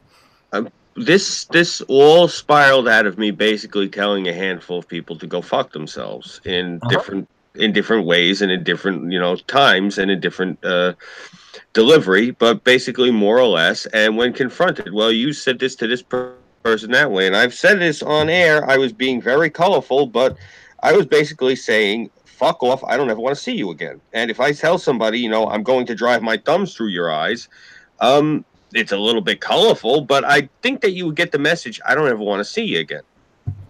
Yeah. Well, I knew this whole thing was almost bullshit. could be considered a threat if you knew exactly where they were, but if you don't, well, it's kind of iffy. I knew this whole thing was bullshit when a few of them were coming at me before and after that stream you did with Tyro or whatever, and they were said, and I kept telling them, I told them for fucking weeks before that even stream happened, they were like, "Oh, did you hear Scooby's a fucking dox to people and all that? Like, why are you hanging out with the fucking Scooby and they're pieces of shit?" And I'm like, "Give me proof." All I'm hearing is you guys making fucking statements because he probably said some off the wall fucking type shit to you, and I know that you people are. I didn't think you were this soft. I always knew you were relatively soft because you couldn't even handle my fucking bants, and I try to be fucking polite when I'm around people who I think can't handle my bants. Yeah. But anyway, they didn't give me any fucking proof. And eventually, the proof that they did fucking give me, after having hammered out of them for fucking weeks, was garbage. They sent me a picture of that thing that you said to Irate, right? Which I told all of them, I was like, I hate to break it to you, but the conversations that I've had with the people that are involved with this thing that you're showing me, that's not a dox, and that information is out there, like admittedly out there by at least one of the peoples in this party that's claiming to be the victim. Not going to name names, but it was told to me by a specific individual that that can't be considered a dox because that information is literally freely given by them on the internet. And then the other thing they showed me was that thing with that politician or whatever. And I don't remember what the fucking name was, where he's like, he talks to fucking politician. And I was like, who? And he gave me a fucking, he showed me a screenshot. He showed me a screenshot of whoever the fucking bitch was with like a phone number or some shit like that. And I said, oh, okay. And I immediately went and opened a tab in Google and I typed in that bitch's name and I typed in phone number and hit enter and it fucking popped up. Now, I don't know about you. But I don't care what you say. Scooby's not a good enough doxer to dox somebody's personal phone number and put it on the internet and have it be hit so many times that it goes to the top of the fucking Google search engine. I don't know, Scooby. I mean, I hate to take away your skill from you. Amazing elite hacksaw fucking doxing skills. Scooby's an absolute. He's a self-admitted Luddite. So So either A, Scooby literally never doxed anybody, and Scooby like literally didn't do nothing, or B, we're all NPCs and Scooby is Rocco of Rocco's Basilisk. Like it's one of the two. It's one of the two. I'm leaning towards the Scooby's not literally the internet, but he fucking might be. Who knows? I don't know. I can't prove it. Then apparently some of them in person, that's all. Cared enough to create the Southeast Georgia FBI Exploitation Task Force. Yeah. And have it subscribe to both me and Scooby. Ooh. Southeast Georgia. Okay. See, one. No. Number one. Here's the thing, right? I know a lot of people that are in former military, active military, private military, work at different FBI fields and offices, right? I can tell you right now that the FBI and the CIA, NSA might do a lot of stuff sometimes where they get caught or whatever, and it might seem like, oh, wow, how are you so stupid to forget this? But anybody can do this, right? You can go into your YouTube account and you can make it to where when you follow people, doesn't show them that you follow them. Right? Yeah. So if I can do that, the FBI can do that, right? Yeah. And I know the are we FBI talking didn't. about- are we talking about- I know the FBI didn't literally just make that account, right? And I know you're not the first two people that the totally legitimate FBI just followed, right? Number two, one thing I do know of, like, intelligence agencies, right? And I use the word intelligence a little loosely or whatever, but you know, they're smarter than the average bear, right? One thing I do know about them is that if I hate to break it to you guys, I hate to come out and be the bearer of bad news on this stream at this time, but my first name is actually not National, and my last name is actually not Libertarian. Those are not real names. I was gonna send you a Christmas card. So when I made my YouTube account, as it turns out, I didn't actually divulge exactly who I was. I used a fake identity. So I don't know if you guys know where I'm going with this, but I'm just saying that maybe the FBI wouldn't just be like, hey, you know, it would be a real good idea when we're searching for people and following them on the internet, if we totally clearly labeled the fact that we were the FBI and we were following them on the internet. That'd be a real good idea. You know, we should just throw away all those clear white those vans that say Joe's dishwashing machine service on the side of it, and we should just plaster a big FBI sticker on the side of it instead. So, you know, when people are going home and you know, just suspected terrorists are entered into their apartments, they're like, oh, it's just the FBI across the street. No worries. I mean, are these guys dumb enough to believe that the? Yes, they are. Yes, clearly they are fucking dumb enough to believe that. The Wi-Fi I named Show that FBI again. surveillance ban was actually an FBI surveillance ban. Show that again, Tara. All right, give me just a second. This is literally the most ingenious thing I've ever fucking seen. I'm gonna let you know. Either A, it is legitimately the FBI branch, and they are so stupid that this is all just completely slipped by them. In which, in that case, you have nothing to worry about because they're fucking retarded, right? So no worries, fam. Literally no worries.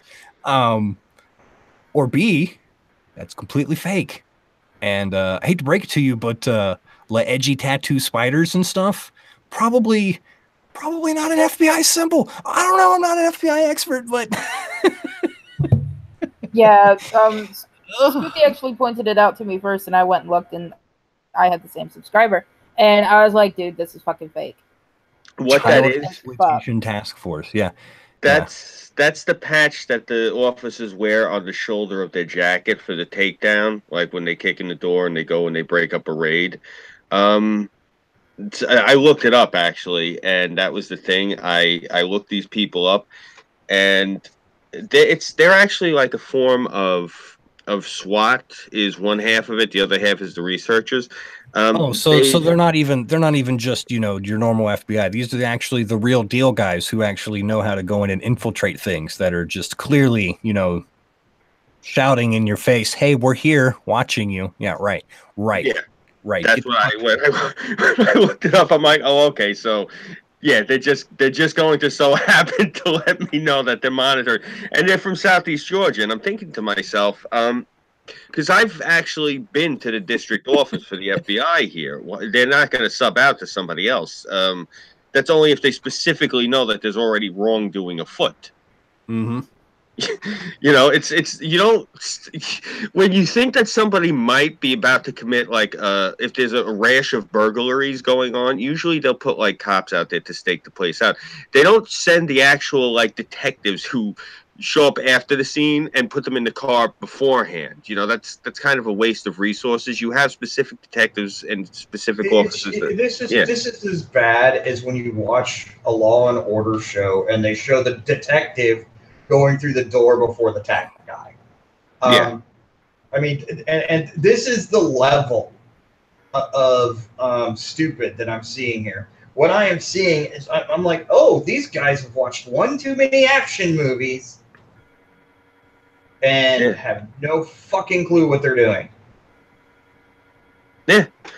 You know, that's part of the reason I wanted to do the stream, was to show, just because a lot of this shit it's hilarious. A lot of it is infuriating, and a lot of it is stupid. And this is one of the things that falls into all three of those categories. I know that people have are under the impression the government is completely idiotic, but even the IRS is not dumb enough to go, we're following you on Twitter, okay? Mm-hmm. Yeah. All right, so here's the conversation. I gotta go, and it's not because it's like clearly already 30 minutes past the time I said I was gonna leave previously 30 minutes ago on the stream. It's because I'm totally spooked because the southeastern Georgia FBI is hot on the case, and I have to. Southeast Georgia. What even major cities in Southeast? I don't fucking know. Maybe it's like maybe it's like Southeast Georgia, like the country Georgia. Like who the fuck knows? Oh, the Tbilisi office is after us. Oh, we must go be in fear. Yeah. Oh, the Kansas. Oh, it's the Montana branch. Ooh. I'd actually be scared of that because they probably don't have much going on. You know what I mean? I'm pretty sure they sold their first-rate, top-of-the-line agents to the Missoula office. Yeah. Fuck. Oh man, it's some good shit. I'd be upset. I'd be upset that it had come to light, that I was right again. But yeah, I'm not really upset because I don't care. But now people get to know. Oh, look, there's a nice little list of people's names right there. I'm not even reading the whole thing, but the capital letters popped out into my mind. But nice little list of cancerous fucking dickwaggers you got on there. That's great. Oh, get this. I'm so glad you said that really quick about the capitalization. I got made fun of because I capitalize when I write me, you, him, she.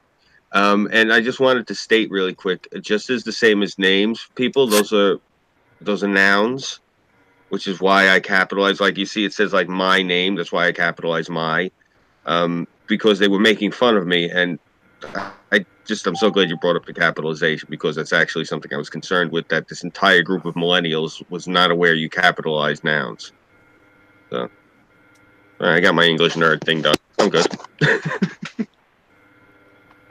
All right, so here's the convo you had with Tyro. Mm-hmm. When we were in DC. Yeah. Can you do tonight? It'll be half-assed on my end since today I was going. Damn, girl, let me say goodbye. I thought you had already popped the fuck out. I can't see anything. Oh my god, no! You should still be able to absolutely feel my presence. Do you feel my presence? No, you're not Burnside. No, I'm definitely not Burnside. That is for sure. The hat's different. I can confirm that I am definitely not Burnside. I can confirm you're definitely not Burnside. Can you confirm that? Oh yes. Hmm. You're not wearing a Burger King hat. And you don't have a neon beard. Both of those are absolutely 100% true. Anyway, whatever. I don't even know where I'm going with this. I'll see you guys later. All right, good night, bro. Thank you for coming through. Let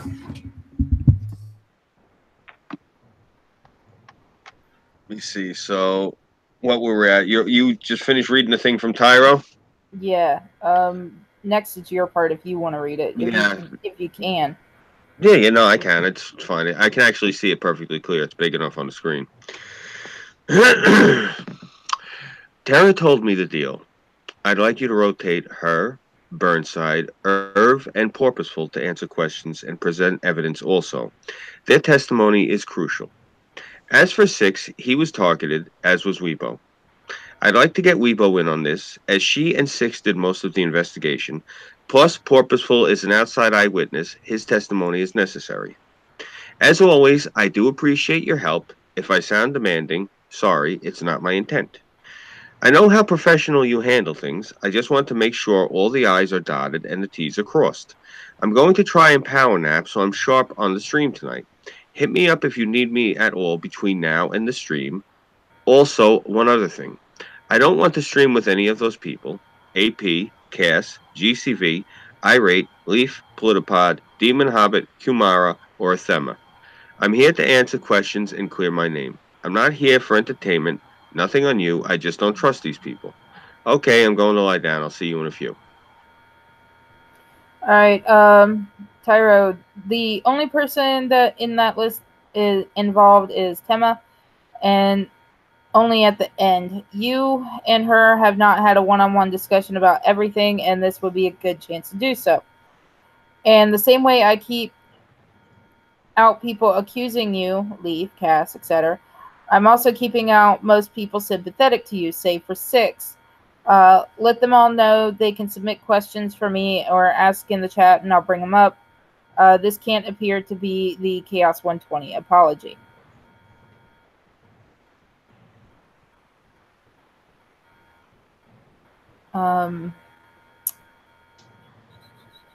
Apology hour.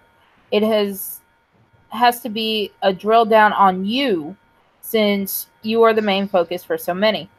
I'm mainly going to go after what I already have on hand, because this is a day early. It's not going to be as in-depth as I would like, but I will hit some of the key tones, like Leaf. I don't think people know too much about Leaf and Chaos 120. To put it another way, I've already caught flack from the other side for allowing 6 on. If I allow others, the credibility of the stream will degrade further. You can always follow things up in a stream of your own later. Hence this one. Yeah, which is what we're doing. And the thing that annoys me most about this is he refused. Once I was on the stream, the whole tone of it changed. He had all of those people on, and I was wondering why they were all on there. And I didn't know it was to be an inquisition and they were going to roast me. I was told that this was going to be, we were presenting evidence similar to the last stream of his. All right. You were asking for Irate to actually come on. Mm-hmm. This is the next thing I have. I have the screenshot. Sorry, it took me a bit to understand. Okay, thank God your panel is trying to roast me. I'm not talking to Tom. I wasn't There's no even timestamps, unfortunately, because this is actually over the course of a few hours. Yeah. I wasn't going to have Tom on. Lo and I hate him. She told me it was off air. That's talking because of Athema. When Athema, yeah. And you confirmed it. Not going to say it publicly. Don't worry. I'd like it if you reminded her of it. Yes, that ground was covered, and I have called Cass out for it. And say it on air. I did earlier. Can you repeat it then? Can you unmute me? You going to mention how you and Atema both told me that that was going to be off air? I told it to you because I was told that. Right.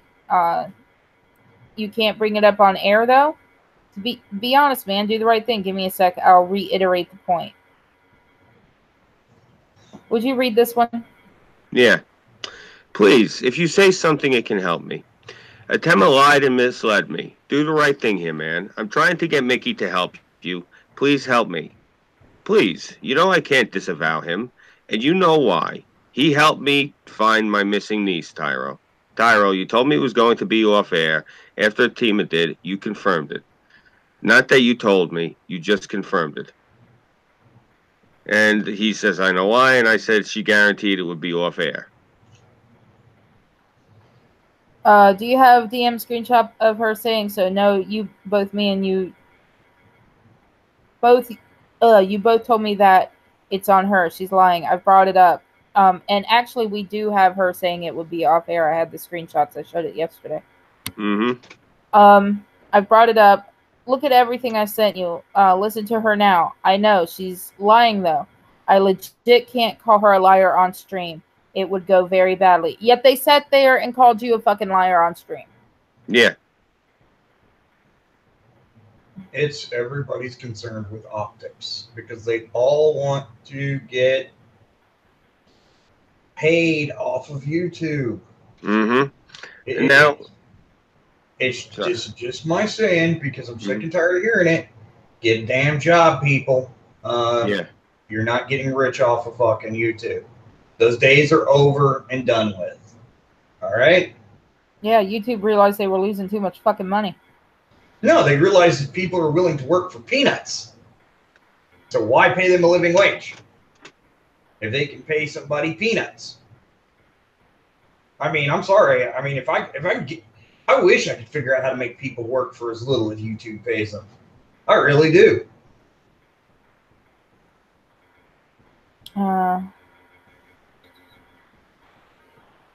I told them he helped me. Can you tell them once you go off air? Of course, I would hate what he's done, but my niece's safety is worth much more than my reputation. I can't disavow him. Why I took most of it, I know they didn't Can know. you back up, actually? There was the other page was important, because if you look here, if you go back one more, I'm sorry, go back one more before this, where he says, I legit can't call her a liar on stream. It would go very, very badly. Then you go forward to the next one. But it's the truth. Look, Mickey, help me find my missing niece, which he responds, I know that, because he was actually there for the conversation with me and Mickey. A lot of people don't realize Tyro was in Mickey's server until all the shit broke and Tyro dipped out of the server. I can't turn on him. You did bring it up, I think. I know you were loyal to him, and I respect that, was Tyro's response, because he was there for all of this. I told them he helped me. Can you tell them that once you go off air? You know, because at the time I was still trying to be respectful to what this conversation was before they started reading my shit off on the air. You know, I was still trying to, as nice as I could, be cordial with Tyro, and it was it wasn't until the end of the stream I realized, oh, okay, this guy is just being polite and nice for political reasons, because as of this point, I'll give him credit. He played it very well, because I honestly thought Tyro was on the level till the very end of the stream. And he played it very well. I'll give him credit for that. But as you can see, we were going through this. I can't disavow him. Why I took most of it, I knew they didn't know. I will tell them, don't know if they'll listen. I understand, but it's the truth. They don't need to like me, but I'm in a very bad position. I don't want any of this. It is what it is. Atema's lying. You and I both know she is. And I think we go to the next page after that. As you can tell, there's nothing I can do to stop you from being kicked from Lunarfest Destiny server. I figured as much. I may be able to keep Terra and Burnside, though. You're basically Oliver North at this point. That was actually, at this point, this was the day after the stream. Yep. Pretty much when all of us are heading the fuck home. Yeah. Well, I'm going to reiterate the point that I made last night. And that point is this. You know, I felt very bad that Atema's daughter could have risked being separated from her mother, because she already told me about how the kid is autistic, and she'll go into, like, God forbid, have a seizure if they separate her, because she goes into panic attacks. That having been said, that was my motivation for when they videotaped me and I wasn't aware of it, that I yelled at them and told them what I told them.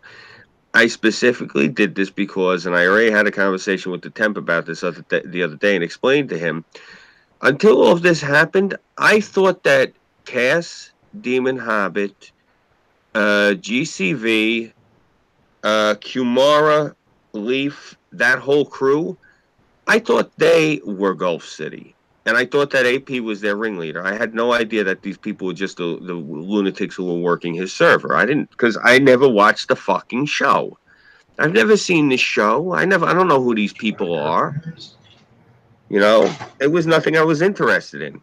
Like, what the fuck would I care about this, the cartoons? I'm a 39-year-old man with a mortgage. The fuck do I care about cartoons? And when I talked to all of these people on air, I was always nice and polite to them, as nice as I could be. I was never mean to any of them, you know. And oh, but the big bag, Oogie Boogie Scooby. You know, the sad thing is, because I don't want to keep going over this and beating the dead horse, but After when we got home, I talked to Irv when I came back to New York, and he had asked me, her reading comprehension is very poor. That's very cute. Then she shouldn't have been able to graduate high school. Mm-hmm. And I told him this was highly unprofessional, but now I'm looking back on it when I've looked at the stream. I don't know how much of it I can say was not on him, because he played neutral party a little bit too well. So I'd like to actually maybe talk to Tyro about this down the road, because I think if anything he's learned by now, I'm not going to let this go.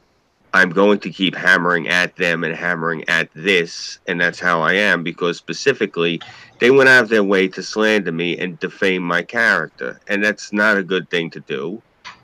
And it's one of those things where there's no justification for any of this. So this is the point now, whenever I see any of these people, when people say to me, oh, well, so-and-so is going to be here, let's not bring it up. No, let's. Because you don't get to fuck somebody over under false pretense, and then it gets disproven, and everyone gets to go the fuck on with their lives like nothing happened, because I'm the one who got fucked over. And one of those things is now you have to deal with that. You have to deal with me being an annoying, obnoxious prick until you say, you know what, yeah, I tried to torpedo you because I'm a bag of shit and I wanted money from Super Chats. Be honest about it. Confess your fucking sins to the world, because we just exposed it. That's my thing. Every one of these people, if they would come out in public and say, you know what, I'm a complete horrible human being because I tried to fuck over Scooby, you know what I'd say to them? All right, fine, as long as you admitted it. Whatever. What else am I going to do? Go beat the hell out of them? It's not going to undo the past 90, 120 days, however long this shit has been going on for. But my thing is this. The least that these people can do is come fucking clean, because it's been proven. Now they're just making themselves look like even bigger pieces of shit if they deny this.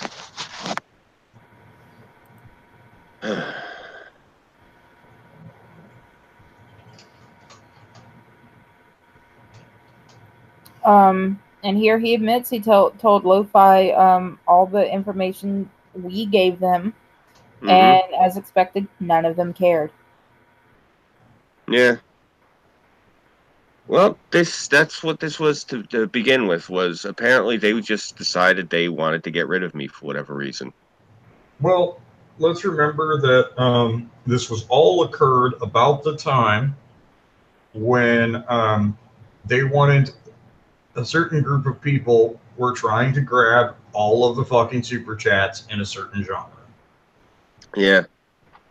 I mean, y'all didn't even have super chats. Yeah. No, none of us do. Yeah, I won't take them. I honestly, and I'll stand by this now, and I'll say this live on air, and I've said this before, and I don't know if I said it on air, but I don't care if I get up to over 1 million subscribers. You don't ever have to pay me a dime for me to answer your question. If you're in my chat and you got a question for me, if I can see it, I will answer it. You don't have to pay me. If it takes super chats just to market, so fine. If I can put it down to where it's only like a dime or a nickel, fine. That's as low as I'll put it. So just so I can see your question. But you don't got to pay me to ask me a question. That's I think disgusting. Super chats are minimized at $1, and on $1 super chats, you get 50 cents. It's not. I'm just saying, if that's the only way I'd be able to see their questions, fine. I'll put it as low as $1. It's not about the money. My point is, I don't want their money. If they're just asking me questions, you don't got to pay me to talk to me. That's disgusting. You don't get big on YouTube without the subscribers. They're not here for you to fucking use like cattle. You're here for them. They're not here for you. You got to realize that. I mean, I can see how some people that produce a shit ton more content than you do, that require things like CGI light rig and stuff. Yeah. That's why I say Patreon. I tell everybody, use Patreon and PayPal and keep everything like the way I said I was going to do it. The reason I put up a Patreon and a PayPal was specifically I was going to give a detailed purchase list every month of what my expenses were, what I earned each month coming in from Patreon and PayPal, and what it was put towards. I was going to do complete transparency. But no, I was going to do that instead of super chats, because just I would be on a few streams. I think I was actually on the cunt stream, and they got annoyed with me for answering a question because the person didn't, like pay a super chat. I'm not sure if it was the cunt stream, but I only was on a few different streams where they were monetized, and it kind of bothered me because I'm not like that. I'm not like an aloof person. You don't have to pay me to get my attention. It's just something about it. It bothers me on a moral level. It's a bunch of people that don't have jobs. Yeah. And they're using this to try and say they have a job as a YouTuber. You know what? I could put out videos, but you know what? I got real shit to do. So, fuck you people sometimes, I swear to God. I don't know. I mean, when I was a teenager, a guy dropped his wallet in front of me by Central Park. And I followed him about 6 or 7 blocks to give him back his wallet. I mean, I don't know. I mean, it's funny. I'm the fucking New York. You were raised to be a decent fucking human being? Yeah, and that's the thing of it. And the irony is, I'm the New Yorker here. These are all like country folk, most of them. And they're some of the most dishonest people I've ever met. I can't believe this shit. I'm the city boy in the equation. What the fuck? It's just, that's part of the thing that bothered me about this isn't about me wanting approval or recognition or anything from these fucking bag of dicks that did this shit to me. This is about everyone else that got affected by this because, look, let's face it, and I'm sorry this is going to hurt a lot of people's feelings and insult a lot of people. But a lot of you people who stopped talking to me because of this shit that happened, I understand look, you're a little bit on the sheep side. You're a little sheepish. You're a little bit on the easy to intimidate side. I understand. You're betas. I'm not saying it being mean, but if you turned on me because the general consensus was I was a piece of shit, well, then you're a beta. Because I've had people who still talk to me, and not one of them's a beta. When all this shit broke, first person who hit me up was Nano. He's like, are we streaming or what? Nano don't give a fuck. Same thing with Purposeful. Same thing, like with Tara. Tara was there fierce as hell. So all you people did was piss Tara off. So this is the thing. Like, if any of you folks who are watching this are among those people who hasn't talked to me because all this shit had broken, really step back and think about it, because you know what? And I'm saying this in all honesty. The kid, Rational Outlaw, he is very openly gay. He's a furry. He's a sweetheart of a kid. He's a little bit on the gentle side. He was the only person who had the decency to confront me. Everyone else, like a thief in the night, threw me out of their servers and unfriended me and stopped talking to me. This kid was the only one who had the decency to actually write to me and say, Scooby, do me a favor. I can't be associated with you anymore. Please leave my server. Didn't even throw me out. Had the decency to write me something politely. All right, but the rest of these so-called internet tough guys, like thieves in the night, they slink the fuck off into the shadows, just unfriend, threw me out the server. I ain't answering them. I ain't talking to him. I'm not responding to him. But this young kid actually had the decency to turn around and do it. So even though I understand why he had to do what he did, and the kid does not consider me a friend anymore, and I consider that a loss because he was a good young man. Outlaw, if you can hear this, I have a lot of respect for you, kid. Seriously, because you did things the right way. And even though I understand what everything is, you need anything down the road, kid, don't be afraid to ask. Seriously, because I got respect for you. The rest of these fucking kids, I ain't going to piss on them throwing fire. The adults, too. People older than me. It's just... Look, you got to have some sort of class and dignity in your life. And I have seen nothing but chimpish behavior from these people. And this isn't me saying, this trying to sound like a tough guy or anything. I'm legitimately disgusted. I don't want to stream with any of these people ever again. I don't want to even talk to them. I don't want to acknowledge them. I don't, if they're on a stream and I get invited, I'm not going to show up. So people don't have to worry about me showing up somewhere where I'm not wanted. That is not going to happen because honestly, the shit that you guys did to me, and then that isn't even the worst of it. The next night, what you did to the bartender. You know what? You people and all your friends, I want nothing to do with any of you. Well, with friends like them, who needs fucking enemies? Seriously. Right? And I'm sorry, Scooby, but I didn't quite hear you. I was reading, catching up with the chat. What'd you say about people pissing me off? Oh, well, I said when, I was talking about like that before I went in about Outlaw, but I was saying that all these people, these different people who are supposed to be tough guys, they're a bunch of bait, not them. I said everyone else, I said, when all this shit broke, people stopped talking to me. And I said, it's because I hate saying it. I'm not being mean. They're sheepish. They apparently are a pack of betas. But, first person who hit me up was Nano. Are we streaming or what? And Porpoiseful didn't give a fuck about any of them. Actually got angry at the shit that they pulled. And you, they just pissed you off. That's the reason that you did. Yeah, it made you do was double down to do these streams.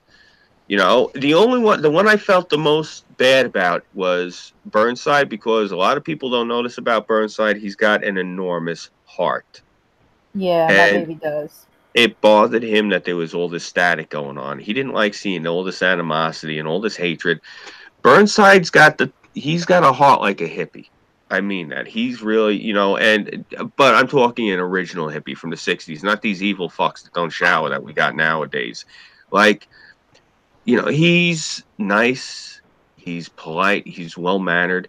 And what you guys did to me upset that kid so much. That's what made me upset the most was how much it bothered Burnside. Because me, it rolled off my back. I could give a fuck about any of you. But the way it upset him, that's what bothered me. And the way that it bothered Six, that's what bothered me. And you know why it bothered me, what it affected these other people? It's not because I care what other people think, but I care about what the people I care about think, you see. And I actually care about my streaming group. And I still consider these people my streaming group because we still can't help talking to each other, even though we don't do it on air as much as we used to because we've all been busy. You people didn't break us up if that's what you were trying to do. We're going to be getting back together again. We have already a few times, but we're going to try to make it where at least Friday nights we're back together again as a group. So if that was your goal, well, fuck you. Your mission failed. And I'm going to say this to everybody listening right now.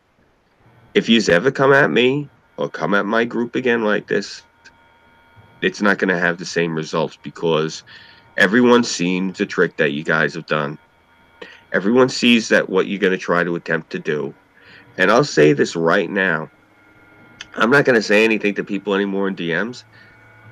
Anyone wants to see some Kumite shit or whatever this blood sports shit is, you're not going to get it out of me because I'll just hop on, tell the person right out, go fuck your hand till it's familiar and until the other one gets jealous, and then I'll leave. I'm not going to play these games. I'm not interested in this shit. I'm a journalist. I wear a hat that says Make America Great Again, not because I'm trying to be the next fucking Shecky Green. I'm concerned with my country. That's why I stream with people like Nano. That's why I stream with people like Burnside. That's why I stream with people like Porpoiseful. Because we talk about serious issues and topics. I'm not concerned with these fucking people and their bullshit about this drama. It's like Nano said, get fucking jobs. Seriously. I'm an unemployed cripple because I got crippled as a New York State employee and I have to go to physical therapy 3 times a week and I got to get epidural injections every 6 weeks in my back. You know what? And that shit hurts. Yeah, and I still go and get, it's called around here, I don't know if it's the same name in the rest of the country, but here they call it the chief. That's where you look for a job. And I can't get a job because New York State won't insure me because of my back. But I still look for desk jobs. I still look for things in filing and in receiving and inventory because no one wants to be useless. I still go once a week and take the damn bus ride all the way out east to go to the stupid job fair thing that they have that's permanent. I do all of this. I go through the motions. I'm not home all day because I'm at doctors or I'm at government buildings and I'm talking to people because right now I get minimal government assistance because I'm not employed and I desperately want to work. And that bothers me when somebody like me who can't even use one of their legs properly, desperately wants a job but can't get one, and you fucking morons who are healthy as horses sit on your fat asses and decide you're going to destroy somebody else's life because you either got a small dick or you got a face like a saddlebag. That's not my fucking problem. All right? I'm saying this as nicely as I can, and I'm sorry if it sounds like I'm being a mean asshole, but you guys really need to take a step back and reevaluate your lives, because, like, Nano may sound mean when he's saying it, but he's absolutely right. You guys are going out there trying to destroy people's lives because you're upset about your own. Go get a life. Then you won't be jealous of other people's. It's a thought. You know what? I'm gonna say this real quick. I'm sorry. Mouthful of chimichanga here. Mm-hmm. If you're not happy with your own life, destroying someone else's life isn't going to make you isn't going to make you happier. Yeah. You know, you need to fucking fix your own shit before you start throwing rocks at other people's houses. Yeah. I mean, I'm gonna be blunt. Half these fuckers don't have jobs. They sit around. They act like they act like they want to be the internet tough guys or the internet mafia. Well, guess what? A mobster can take a fucking joke. These fuckers can't even take a joke. I mean, you know, and I'm not gonna kiss your fucking little rings or whatever. I'll belch you in the fucking mouth, but you know, I'm not gonna sit it. You know, I work frigging 10 hours a day, maybe. You know, on a good day, maybe longer. And you people are sitting there acting like, oh, well, you know, I got to kiss up to this guy because he has 100 more subs than me. Dude, the days of making millions of dollars off of YouTube are over. Mm-hmm. You know, YouTube figured it out. We don't need to pay these people. They will work for peanuts. You know? Yeah. And that's the end of it. And they're like, well, we got to get the super chats. Super chats. Fuck off. Get a job, Smeckle. Get a job, Cass. Get a job, GCV. Get a job, Kumar. You know? And Kumar, move out of your parents' basement. Oh, well, it's in Hawaii, so whatever the equivalent of a basement is. Attic. Oh, that's funny. He's the creepy guy eating the bugs in the attic. So Rich says, so are you guys now known as the Musketeers? The Musketeers is really my thing, and I chose the name because we all stuck together. Yeah. We didn't turn on each other. We communicated. We made sure that everyone, you know, it was like, you know, it wasn't exactly like, hey, here's the latest gossip. It was, so-and-so said this. Did you say that? And if we weren't sure if it was either Scooby or Burnside, because it's only their Discords I have access to, I would go and look. Yeah. Okay.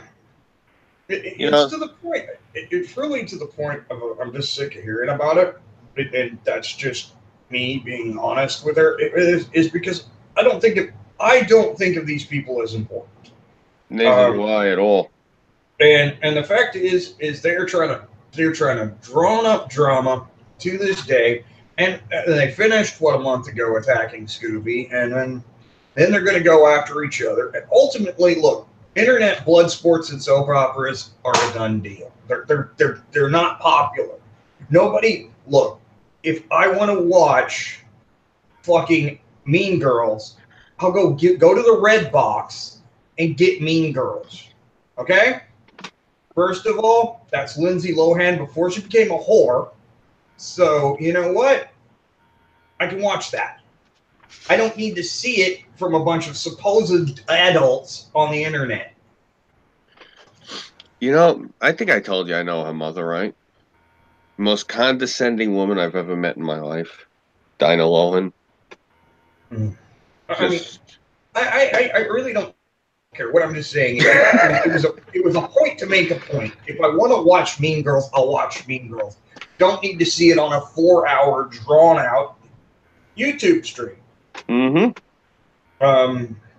I think a 2-hour stream is for the most part, plenty. And and when you get these long drawn out streams, and it's people that are just like, oh well, you know that this is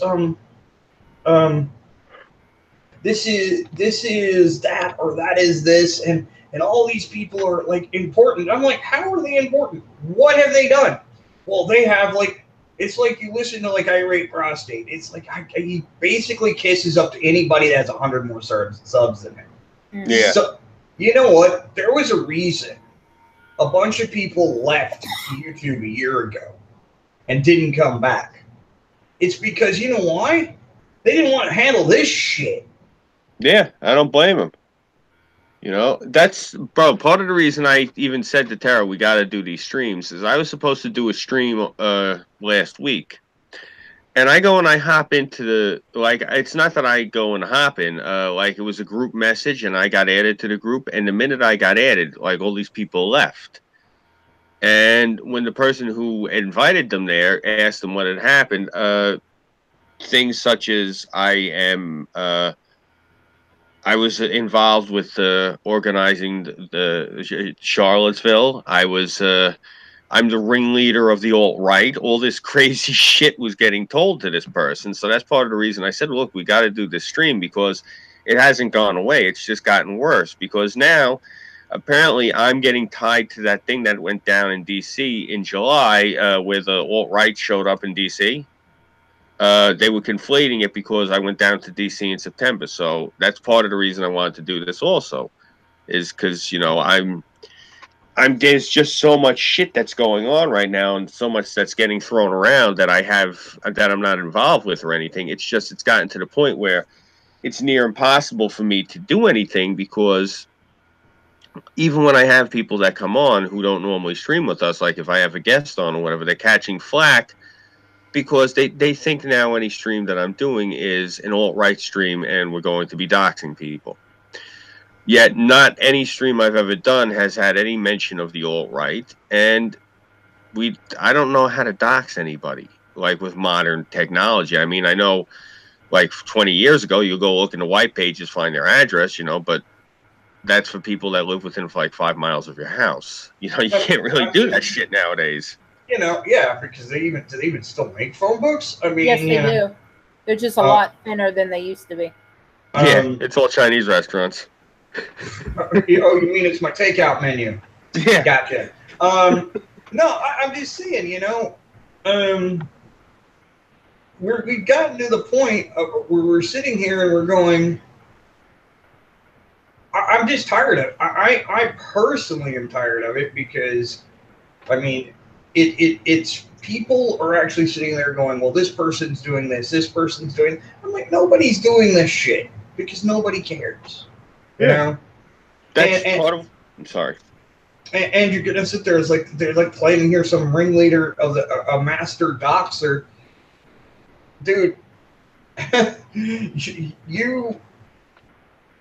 you would have a rotary phone if you could get away with it. Yeah, basically, you're right. I'm pretty sure he does have one in his house, though. You have to get a special one now. They actually updated the phone system in the United States enough that the old school ones won't work on the phone system. But that's neither here nor there. Yeah. But what I'm trying to point out is you're having to deal with this shit, and it's like, look, Scooby's a Luddite. Guy probably still has an answering machine with a tape in it. Okay. I do, actually. It's one of those little 3M tapes. Yeah, I mean, you know. So you're sitting here and you're listening to these fucking kids, and they're all trying to build up everything. YouTube is nothing. It's zilch. It's, you know. I mean, I'm not even going to bother to look at what they say about me, because I don't give a shit. I mean, you can call me a fucking domestic terrorist if you want. I'm going to laugh at you. You know.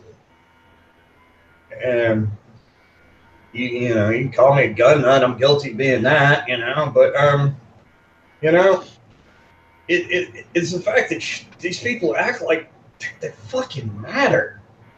Guess what? Yeah. The number of subscribers you have on YouTube is just that. It's a number. Because in all honesty, 5 years ago is when to cash in on YouTube. You guys are 5 years too late, Mom. You're not making no money. Well, you know, it's not so much like I even care about what anyone thinks. I don't. That's why when people were saying shit on Twitter, and like Burnside was telling me, he's like, "Oh, well, you know, you're not gonna like what they're saying." I'm like, "Well, what are they saying?" He read it off. I'm like, "All right, I don't care." It's like you said, who gives a fuck? It's, you know, like Porpoiseful said earlier, it's water off a duck's back. But the thing of it was that other people were caring, and people were like doing that like Maoist shit. I hate to use Burnside's word without him being here, but they were doing that group thing, like, you know, they were en masse, like, you know, shaming people into not talking to me. So part of the reason I said I wanted to do these evidence streams was specifically because there's evidence on them that people can point to and say, well, you're wrong, here's the proof. This was more so, again, so just so people would stop, so that the people that I would like to stream with, that I still do talk to, won't get harassed when they stream with me. This isn't, again, I don't give a fuck about these people, because I'll do like I did with AP. Okay, you want to sit there, call me a pussy, you want to say this, well, come box. Come box me. Seriously, step in the ring with me. We'll strap on the gloves. We'll take a few shots at each other if that's going to make you feel better. That goes for any of these people who want to sit there. Now, I'm not saying to like anybody, like I'm not doing this fastest gun in the West shit where somebody's going to hit me up. Hey, I heard you, Scooby. Let's box. That's not what I mean. I mean, if like you're one of these people who's been coming after me for the past few months with all this vitriol and hatred, then fucking come physically take a swing at me. If it's gonna save me the next 2 years of every so often in the shadows, you're gonna poke up, fuck you, Scooby, and then disappear. I'd rather just get it the fuck out of the way. Irving says in the chat, Allahu Malbar. Remember when that's all would come out of his mouth is Allahu this, Allahu that? Yeah. Oh, he really beat the hell out of that horse. God. Yeah. Where is he? Is he still asleep? He's at work, babe. He's at work? I mean, asleep. Yeah, you can tell what's on my mind. I mean, it's to me, I'm getting to the point of just like, I mean, these, and the thing is, though, and I'm going to be blunt here, it really doesn't matter what we say. It really doesn't matter the evidence to prove. There are certain people that are going to believe the fucking bad hype because that's what they want to believe. Oh, yeah, and that's fine. And to those people, I say, I feel really bad for you because that's a horrible way to go through life. But to the people who you or I would like to stream with because they actually have brains in their head, it's just they couldn't deal with the haranguing and the harassment. Because if you look in somebody's servers, that's probably what we're going to do tomorrow night. If I guess we're going to do the next part of this. Tomorrow night, we're going to have some fun. Yeah, we'll cover the basic of it, but that's basically, look, it's because it's not going to be any evidence. Tomorrow night is fun. Thursday okay, good. More evidence. Oh, okay, cool. Yeah, so yeah, we're doing this now just because of the shit that broke with Tonka the other day, that the idiot allegedly was trying to pay for Medicare's docs because the iron is hot right now. And well, I mean, you know what? Okay, somebody fucked with Medicare. Medicare and Tonka used to be friends. Now they're fucking fighting with each other like children. Yeah. And I'm just questioning about how the fuck did a crippled old fucktard like Tonka come up with $2,000? Because the other people who live in basements too went into mommy's purse and gave it to him. I guess. I mean, you know, people think that Tonka is like this great human being. He's not. I'm gonna put it this way. My wife. I'm gonna be blunt. Most of the people that get their rocks off, hanging out on the internet, or get their rocks off, you know, talking about internet drama and shit, are not good people. I mean, it's the same thing as working in intelligence source. You're not working upstanding people. You're working organized crime and fucking corrupt cops. It's the same kind of people get off on the internet. You know, they're douchebags and they're hiding behind their keyboard screen. You know? Yeah. Fuck them. That's what I gotta say. Yeah. Yeah, Well, not too many people actually know this. Since we're still on the topic, I was actually being kind of pushed to disavow Scooby, and I'm like, no, fuck you. see, I didn't even know that myself.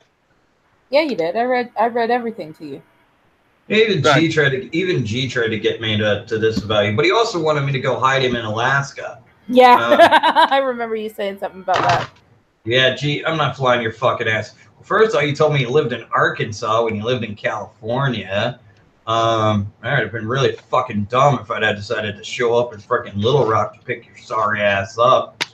I quickly pointed out that, hey, here's the thing. Nobody gives a shit. You're not important. Nobody is going to fly from New York to come beat your sorry ass. You know? Yeah. I'm actually kind of annoyed that this kid caused all of this trouble when all he had to do was talk to me. I always had said to him, if you ever have, just talk to me. And I had Well, this he happen. brought the trouble. He brought the trouble on himself by saying he could hook you up with a million bigger streamers, and he never did. Well, since it got read off before the thing with the conversation I was having with Tyro, um, there was a few things that had went bad in my neighborhood, and that's part of the reason that actually got me onto the internet to begin with.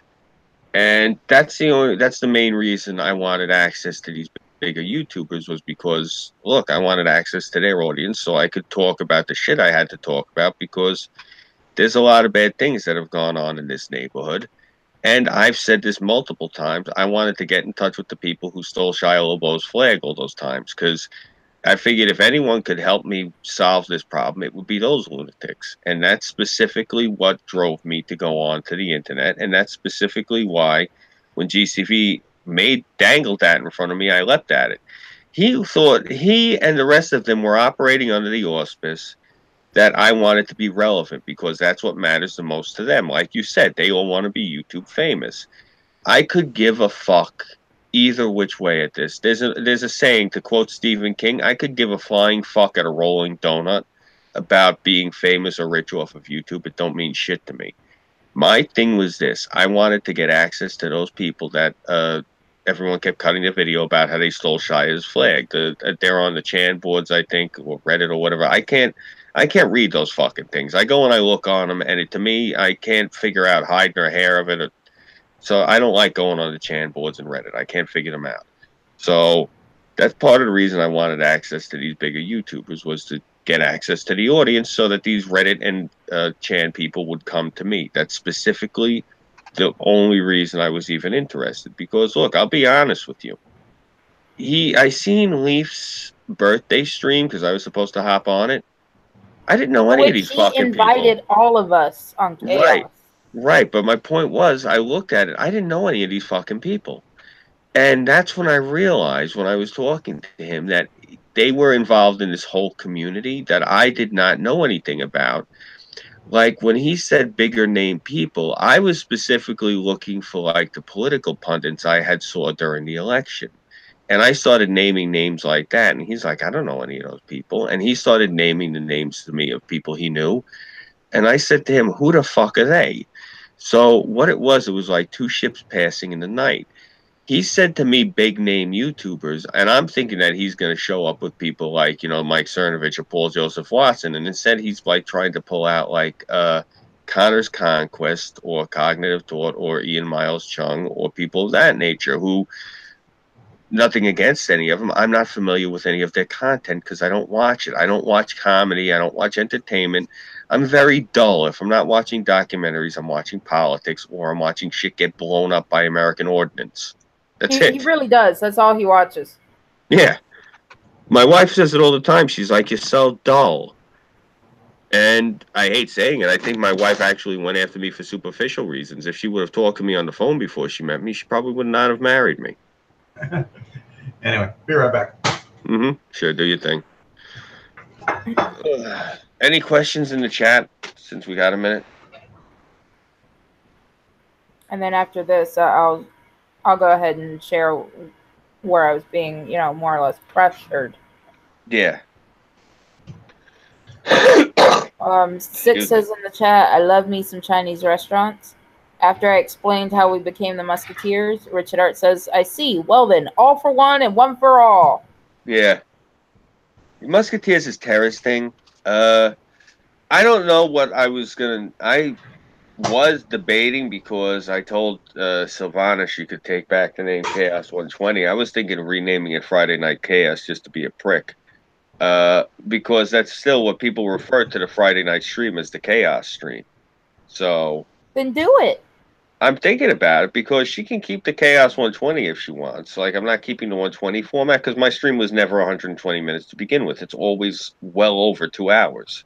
So, and I was thinking I might. And we're better than just reading news articles out. If I I haven't ever done that in months, I think. Yeah, if I ever hear another goddamn Florida man's story, I'm just going to commit genocide on the state of Florida. Please at least get me, my aunt, and my uncle out first. I mean, I'm just sick of it. I don't care. I honestly do not care about Florida man. You know, you want to tell me about a giant snake eating somebody's fucking chihuahua? That I'll listen to. But I mean, it was so the Chaos 120, Direwolf, all these they use the same damn format, and it was so boring. Yeah, no, it was. I'm glad that we started to depart from it, but I did enjoy Florida, man. But just there was one story that we read. It was the best story I think that I've heard thus far, and I hate saying this because it actually wound up it was a murder story, but it was just. Like, holy shit. Some park in Florida, there was a Buddhist monk tending flowers. He was, just wearing the orange and yellow robe, and just walking around tending these flowers in a park. A guy walks up to him, dressed from the neck down, completely in ninja gear with a fucking katana sword. And from the neck up, he's got a mullet, and he has a fucking Irish Trinity knot branded in the middle of his forehead, right between his eyes. Comes up to the monk, takes out the sword, and in one motion, cuts the fucking monk's head completely off, puts the sword back in his sheath, dips into a low bow, and walks away. I mean, I'm gonna call it bullshit on the single shot because it is a katana. Yeah. And anybody knows me knows my hatred for the Japanese peasant slicer, as I like to call it, because that's what it really was good at. They're not good swords, and most of the fucking dumbasses dumb enough to actually put a sword to the to buy a katana, buy cheap Pakistani steel, and then make up some big long drawn out story about how it belonged. They have a family friend in Japan that makes katanas the traditional way. You know how many times I've heard that? About as many times as I've heard people that have gone through SEAL school and can't name their buds class. Okay? And then try to give me that shit that it's classified. Congratulations. Anybody ever tells you they're a Navy SEAL and can't name their buds class? They're full of shit. That's a pro tip. Yeah. Well, this just in. Hurricane Willa is moving inland across Mexico. So all you atheists, this is God taking care of that fucking caravan heading up north. Willa made landfall as a Category 3 hurricane late Tuesday and is now moving inland. Well, well, if those fucking invaders get there, at least they'll be bathed. Yeah, right? My God, the streets are going to look like they're covered with stew afterwards, though. Oh, I thought it was refried beans. No, they're from Honduras. They don't eat refried beans in Honduras. Maybe if they spent 5 minutes marching on their own government than trying to come up here and demand free shit, I'd have some sympathy for them. But, I don't. So, I guess, when they said Beto was campaigning hard, I guess they meant he was campaigning hard south of the border. Now, I'm going to screen share this because, I noticed Six pointed it out again because he's the one that sent me the image. This is what the hurricane looks like, and of course the red line is their predicted Projection. path. And down here, so it looks like a dick. Yeah. And down here is the ball. Now, the So- question is, can we get one that shows the progress of the caravan so we can see where they're going to intersect? Yeah, 'cause it looks like it's actually going straight towards the caravan. That's too funny. Yeah, that's mean- just like, I'm just being an asshole, but still, I want to see that shit, you know? you know, the Okay.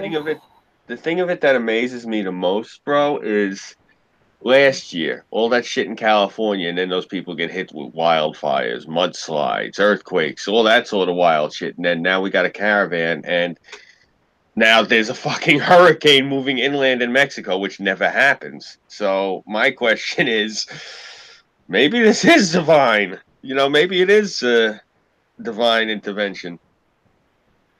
Kind of fucking cool. I mean, you guys know I'm a fucking asshole, but I mean, I just say it like it is, you know, and that's my thoughts on a lot of this shit. Is just fuck them. I don't care. I'm past the point of caring a lot of times, and I will offend people. And you know what? You're on the internet. You're an adult. At least I hope you're an adult and you're on the internet. And if not, well, I'm going to assume you're an adult and talk shit to you the same way I would an adult, because you're basically a crybaby as far as I'm concerned if you get offended by this shit. Yeah. I mean, go cut yourself or whatever you fucking little stressed out little fucktards do, and go eat some ramen and some pudding pops and whatever else you fucking losers do. You know, weren't these people, didn't they refer to themselves as edgelords at one point? Yeah.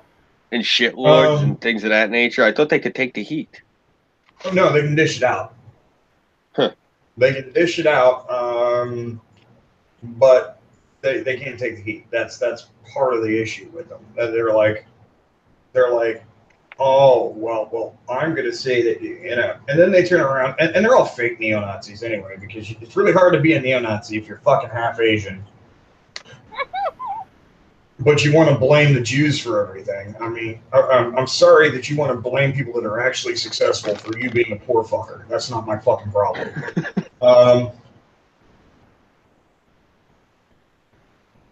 It's not my problem that you're poor. You know what the solution to you being poor is? Get a fucking job. Yeah, exactly. You know, one of these days I'm going to host a stream that's going to be, I'm going to answer all your questions and the answer to everybody's question, get a fucking job. You know? Yeah. You know, it's ironic because I was raised, my father was fiercely anti-Semitic. And that's part of the reason that I'm very progressive with my outlook on things like that, like identity politics, because part of why I had trouble when I went to college is because he refused to, whatever money I was able to get out of the school wasn't enough for my textbooks.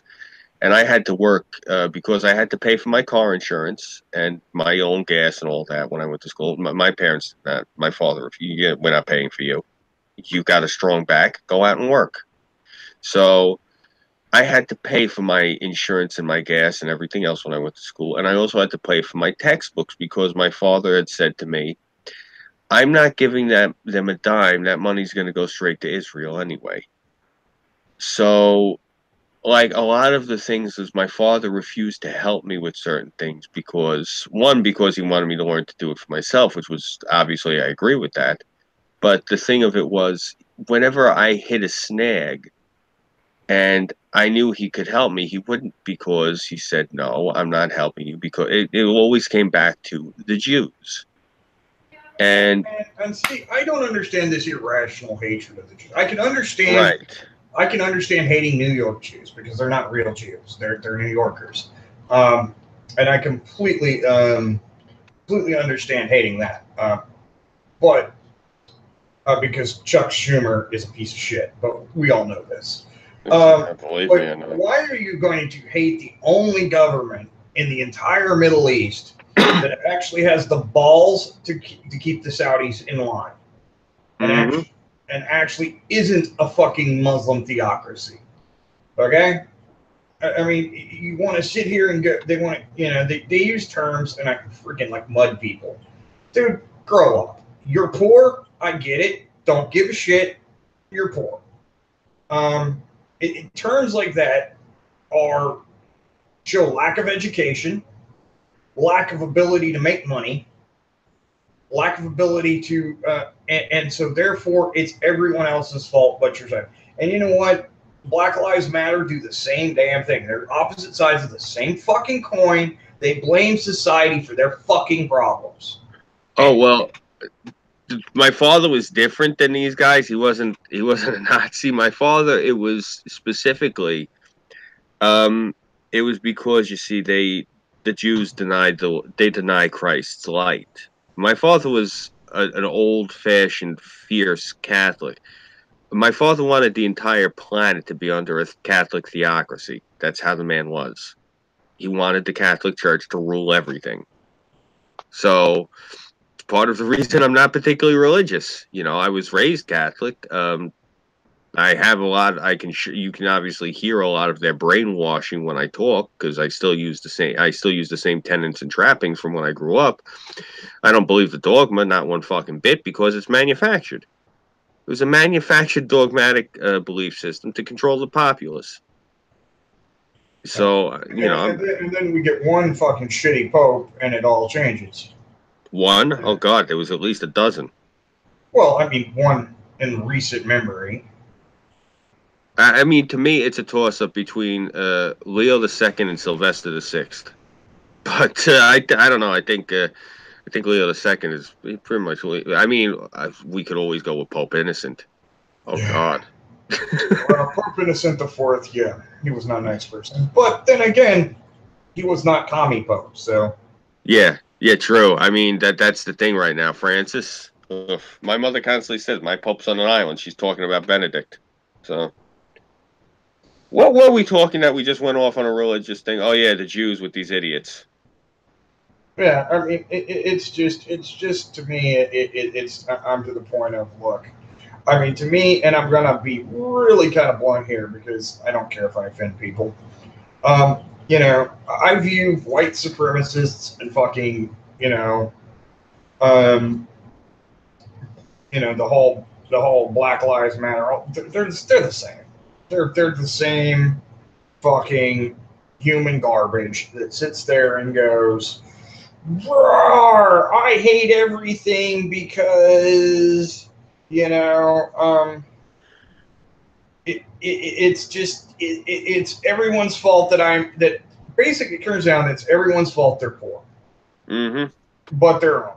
I mean, and they're like, well, I got a degree in African American studies. What fucking application does that have in the real world? Yeah. It doesn't. Or I failed out because I couldn't, hack college because I couldn't shut the fuck up and just write what they wanted you to say long enough to get your damn undergrad degree. And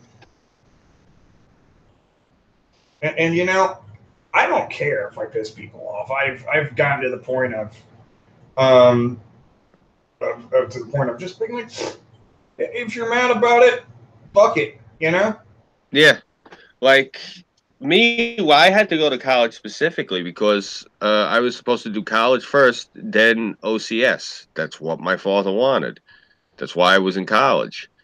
And the towers got hit while I was in college, and the old man did not want me enlisting at that point because I wanted to go into the Marines. He wanted me to go into the Navy, and like I had originally, when I was younger, I tried to go into the Marine Corps, and they dismissed me.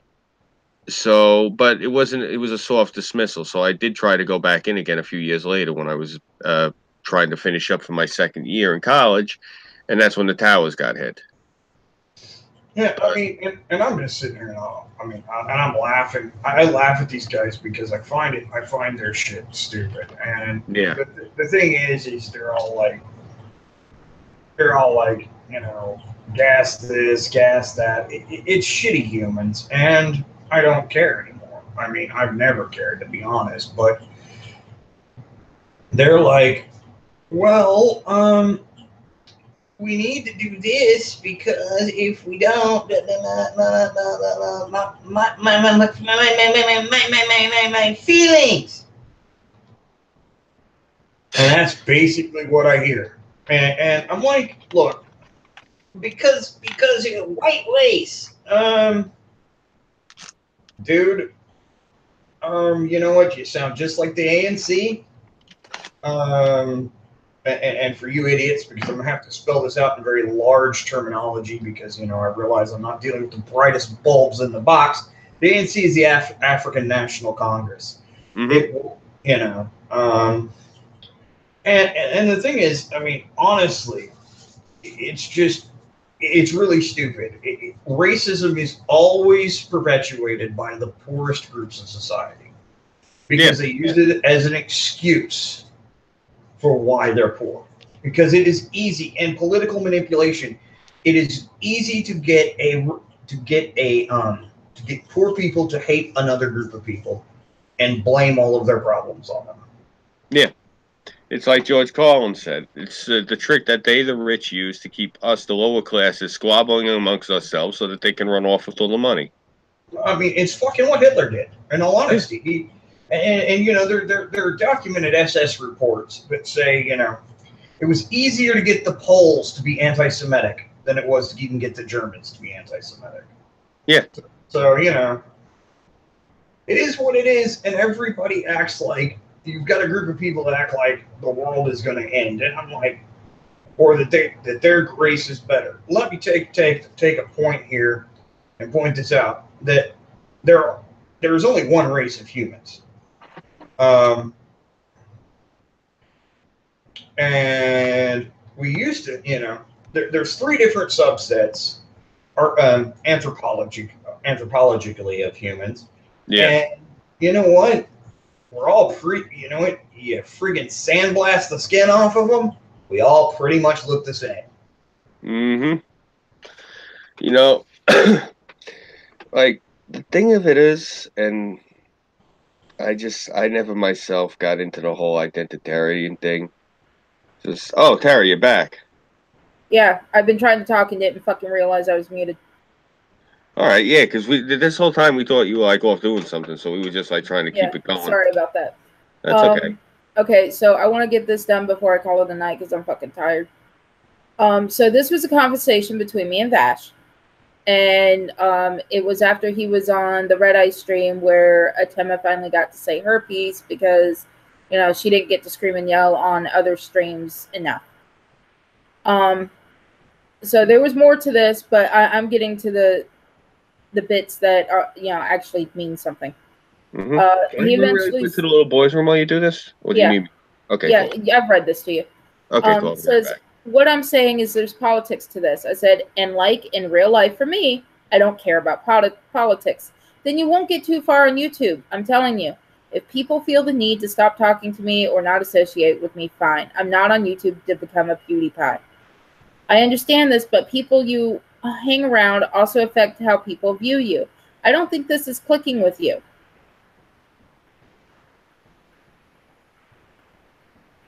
I said, I'm on YouTube to talk. Okay. I'm on YouTube to talk to my friends, share experiences, my town, and a bit of my life with others. If they wish to watch, that is if they wish to watch. I said, oh, it's clicking. I just don't care. I stopped caring about all that shit after I left my ex-husband. And then here he pretty much sums up trying to say, well, what happens when Scooby throws you under the bus? I said, if he throws me under the bus, then he does. It wouldn't be the first time someone did it. I already told him I'll stay by his side until he screws me over. I told him that word for word this weekend in front of Burnside. And then I had to go walk the dog. He says, so you're saying even though he threatened a man with a heart condition, decided to threaten someone's job, blackmail, extortion, Not only all of that, but also throw his friend who was defending him under the bus. You're saying he'll still have my loyalty? I said, I never really liked Irate. He tried to get me to turn on Burnside because he was a member of Rebels, and Irate has racism guilt because of his family. Irate rarely spoke to me, and when he did, it was condescending. Atema's husband went to White Knight and attacked Scooby in DMs. I don't care about him either. I already got on to Scooby about the blackmail. I'm not sure about extortion. I personally haven't seen any. I got on to Scooby about the bartender thing, but also bartender could have easily said, no, I won't do it. So to save you more drama, I'll leave your Discord, and you can message me if you want me on one of your shows or want to be on one of mine. I won't be a bone of contention for you.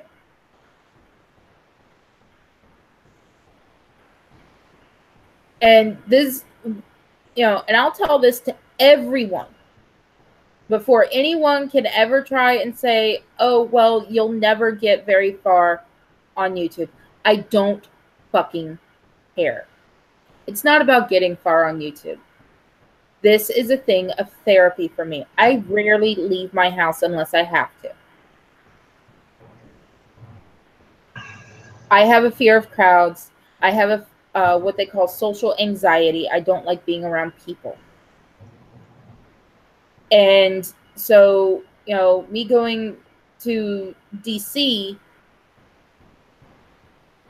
probably something like that won't happen for another year at least, if not more. I'm very twitchy about those things. When Scooby gets back, he can tell you how freaky I was when it came to the 200-300 people at more. I was wigging the fuck out. When we went to the museums and there were all those people, I was either clinging to him or to Burnside because I couldn't be around all those people. It wigged me the fuck out.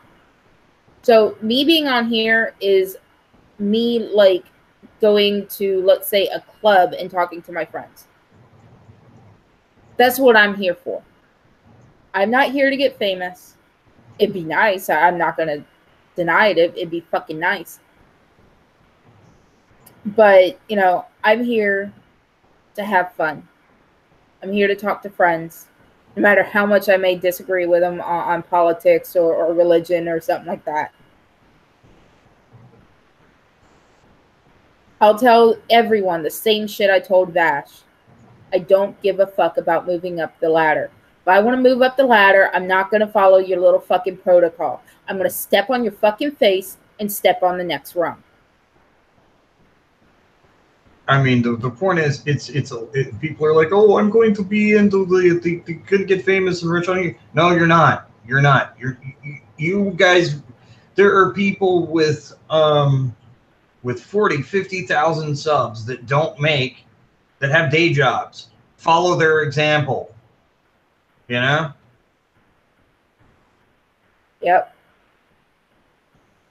I know I piss some people off. I don't really give a fuck because I think they're all full of shit.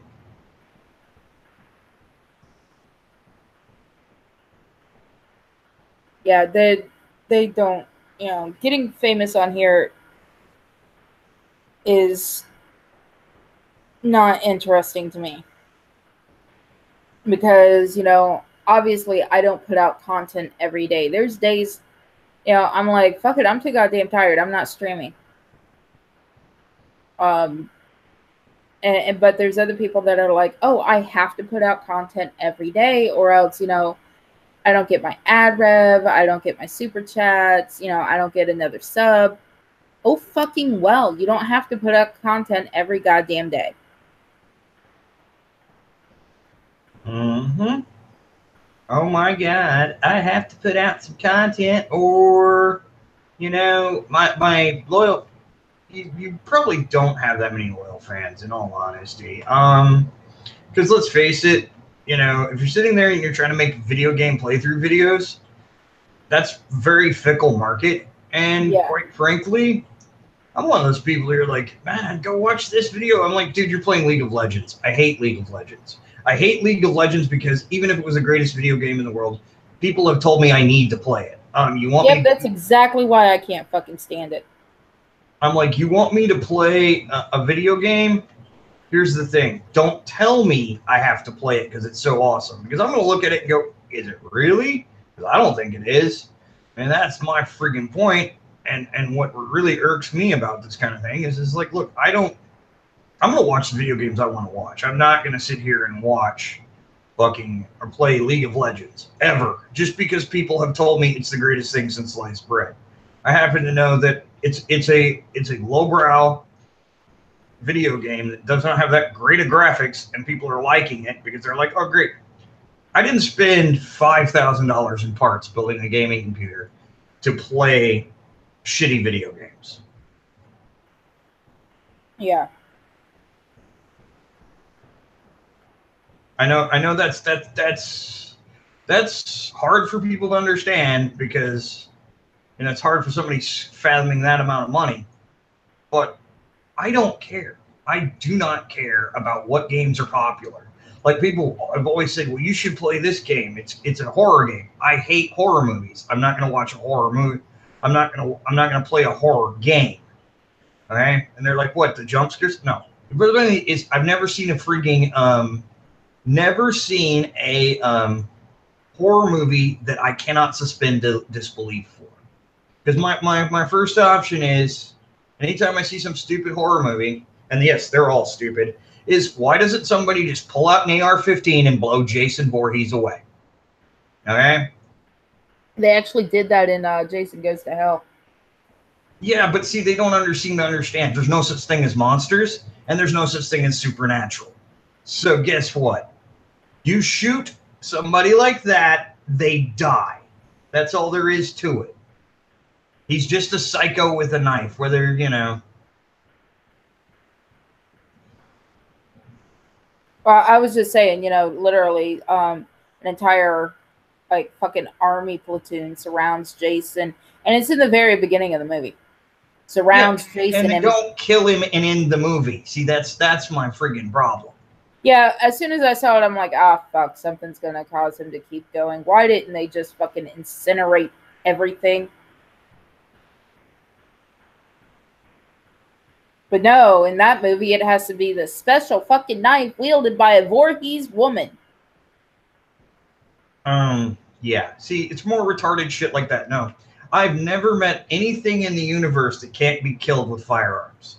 So, you know what? I expect that reality out of things. Oh, I mean, killer clowns in outer space. I fucking hate clowns, okay? I fucking hate them.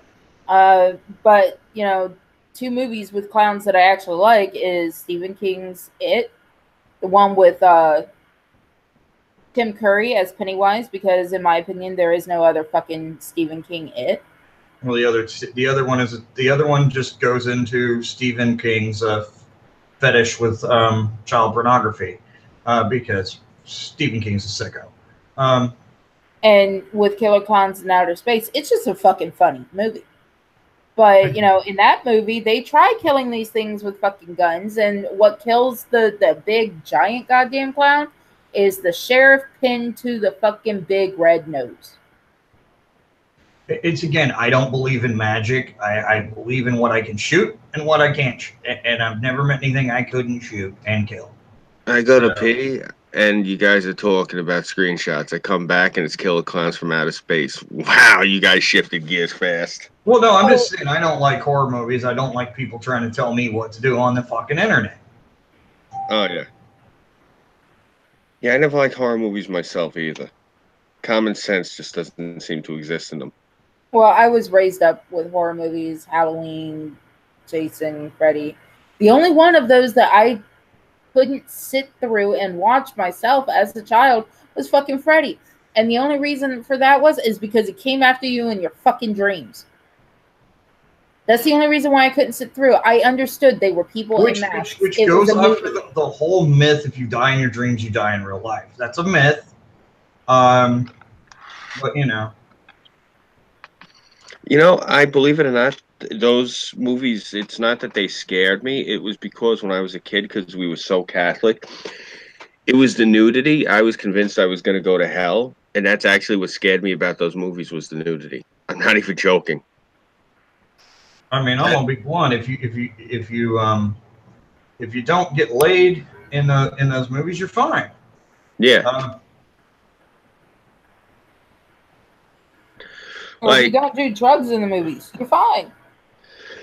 Like, again, I hate saying this because it sounds so fucking contrived, but when I was a kid, you know, it was the 80s, and that's back when the neighborhoods still had like gangs and shit. So I mean, I'd be in the schoolyard and I'd watch teenagers beat the shit out of. I mean, like beat the shit out of each other. I mean, blood. Like a real like in the beginning of 300, where those two kids are like beating the shit out of each other. You can see the blood flying all over the place. I saw like teenagers beating people like that. Like they'd go at each other with the little baseball bat you get from games and shit of that nature. So Jason Voorhees in a hockey mask stabbing somebody when the blood doesn't look like real blood, because I'd seen it at that point, it didn't bother me. The same thing with Freddy Krueger. He just looked like some burnt up guy. I mean, we had burn victims in the neighborhood, so it just looked like any of them. So that didn't really scare me. It was, who the hell's calling my, oh, it's my sister calling this late.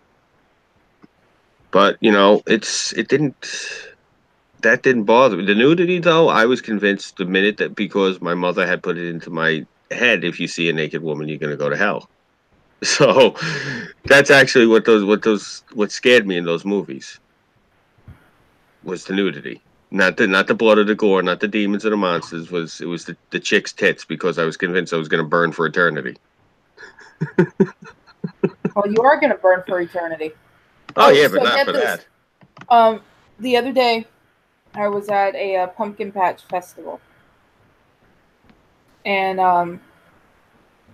I was driving my roommate and her kid around so that he could do this and get candy, have fun, that sort of thing. And there's starting to get to be too many people, so I go close to where the people that are running this shindig are cooking the barbecue, and I'm sitting over there, I'm playing on my phone.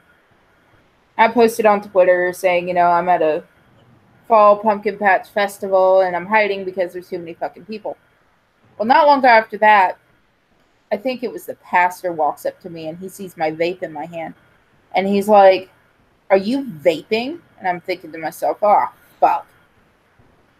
And he's like, "You're at a church function and you're vaping?" And I was about to say, well, at least I'm not smoking a cigarette and setting everything on fire. And he puts his hand on my shoulder and he goes, "I'm just messing with you." Before that, he says, "You're going to hell for that." And once he's like, "I'm just messing with you. I'm just messing with you." I'm like, well, I was going to say I'm going to hell anyway. I'm divorced, premarital sex. I said to top it all off, my boyfriend's a fucking Catholic. And he's like, "Don't you know that's the number one sin?" To date a Catholic? Yeah. I mean, I'm gonna be blunt right here. It's like, and my friar told me this, he told me this because you have to do that whole fucking pre-marriage shit thing, and he goes, he asked us if we'd have premarital sex, and we were honest about it because we fucked on our first date like rabbits. And the whole thing was, he was like, "Well, yeah, nobody buys a car without taking it for a test drive." That's what I tried to convince my sister to do. She won't do it. But he comes back later and he says, "I just want you to know that, while you're," in his words, mind you, his fucking words, and I already told this to Burnside and he laughed his ass off. He says, "I know your husband is Catholic, but you're welcome to church anytime."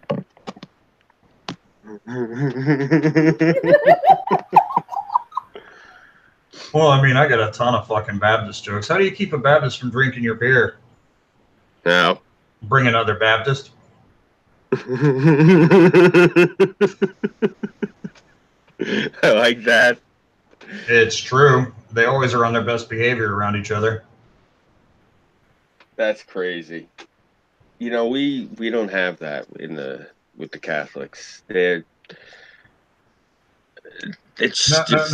How do you keep a Catholic from drinking your beer? Tell them it's not an open bar. Yeah, that's true. They are cheap. You know, I don't know, like the thing of it was like when I was a kid, it was just they're very I was always amazed that so many Catholics are Democrats because Catholics are usually so fucking conservative when it comes to sex. Yeah, they're open about everything else but sex. They're very open about everything else politically. But oh my God, forget it. But they're the world's biggest prudes. Like my one sister, I used to joke that she walks with her legs crossed. You know, like my one friend pointed out to me. He's like, you know, you say that about your sister all the time, but she's got 4 kids. I said, you know, congratulations to her husband. I know he's gotten it at least 4 times. Yeah. You're an ass. Seriously, that's why I started saying about it that she walks with her legs crossed because you know, she's literally one of those people that hates sex. She finds it disgusting, repulsive. It's not interested in it at all. It just to her, you know, that's how she looks at it, and I feel for her. I really do. I myself, I don't enjoy sex, but I don't hate it. I don't dislike it, you know, like that intently. Like I guess when you're younger, you enjoy it. I Rich did. I is trying enjoy. to get your attention in the chat. Okay, want to play a game? Okay. And he's got 2 profiles. That's too funny. All right, Rich, what's the game? I'm down. I think he might be trying to be Jigsaw. Yeah, and Jigsaw was a fucking dumb character too. I mean, I'm just gonna say it. I have a problem with suspension of disbelief in horror movies. So yeah. Well, so, you know, back to the horror movies. There's only three movies now that I can't watch because they're too realistic for me. The first one is Hostel, and my dad ended up tricking me into watching at least the first part of that when I was planning a trip to England, and I was going to be staying at hostels. Yeah, fucking bastard. The other one is Jigsaw. I was forced to watch the very first one, and I refused to watch the rest. Oh, you mean Saw? Yeah, Saw, the first one. Yeah. So, you know, kudos to the fucking director and shit because it's very lifelike to me, and I don't like seeing it. And then there's the movie Wolf Creek. It's about what happened to some tourists in Australia. I saw that one. Yeah. I mean, okay. Here's the thing. And I'm gonna sound pretty blunt here. You got a lot of things that they always say. They love to use this terminology based on a true story. The truth in it is there was a yellow car in there. There's a yellow car in the movie, and that's how much truth there usually is to horror films. Yeah. Oh, no, I actually did research on Wolf Creek. No, the people getting kidnapped and fucking killed and shit. No, that was really going on. They just never caught the fucker. Apparently, he's still at large. Well, lucky for me, I don't live in Australia. All right, it is 12 a.m. Mm-hmm. I am fucking tired. So we're gonna call it a night. Thursday night, I plan to have some video pieces put together. Or at least things to where I can cue it to that point. So that we can discuss the things that were later said. Right. And I'm not pulling up the stream that where they do your Amazon wish list and shit like that. That's just fucking retarded at this point. Everybody has probably gone and seen it. I haven't just because it seems stupid, but you know. But I'm definitely pulling up the Red Eye stream with Atema.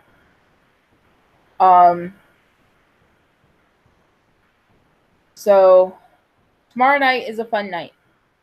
There's nothing about evidence. It's going to be our normal bullshitting, talking about what the end of tonight has been.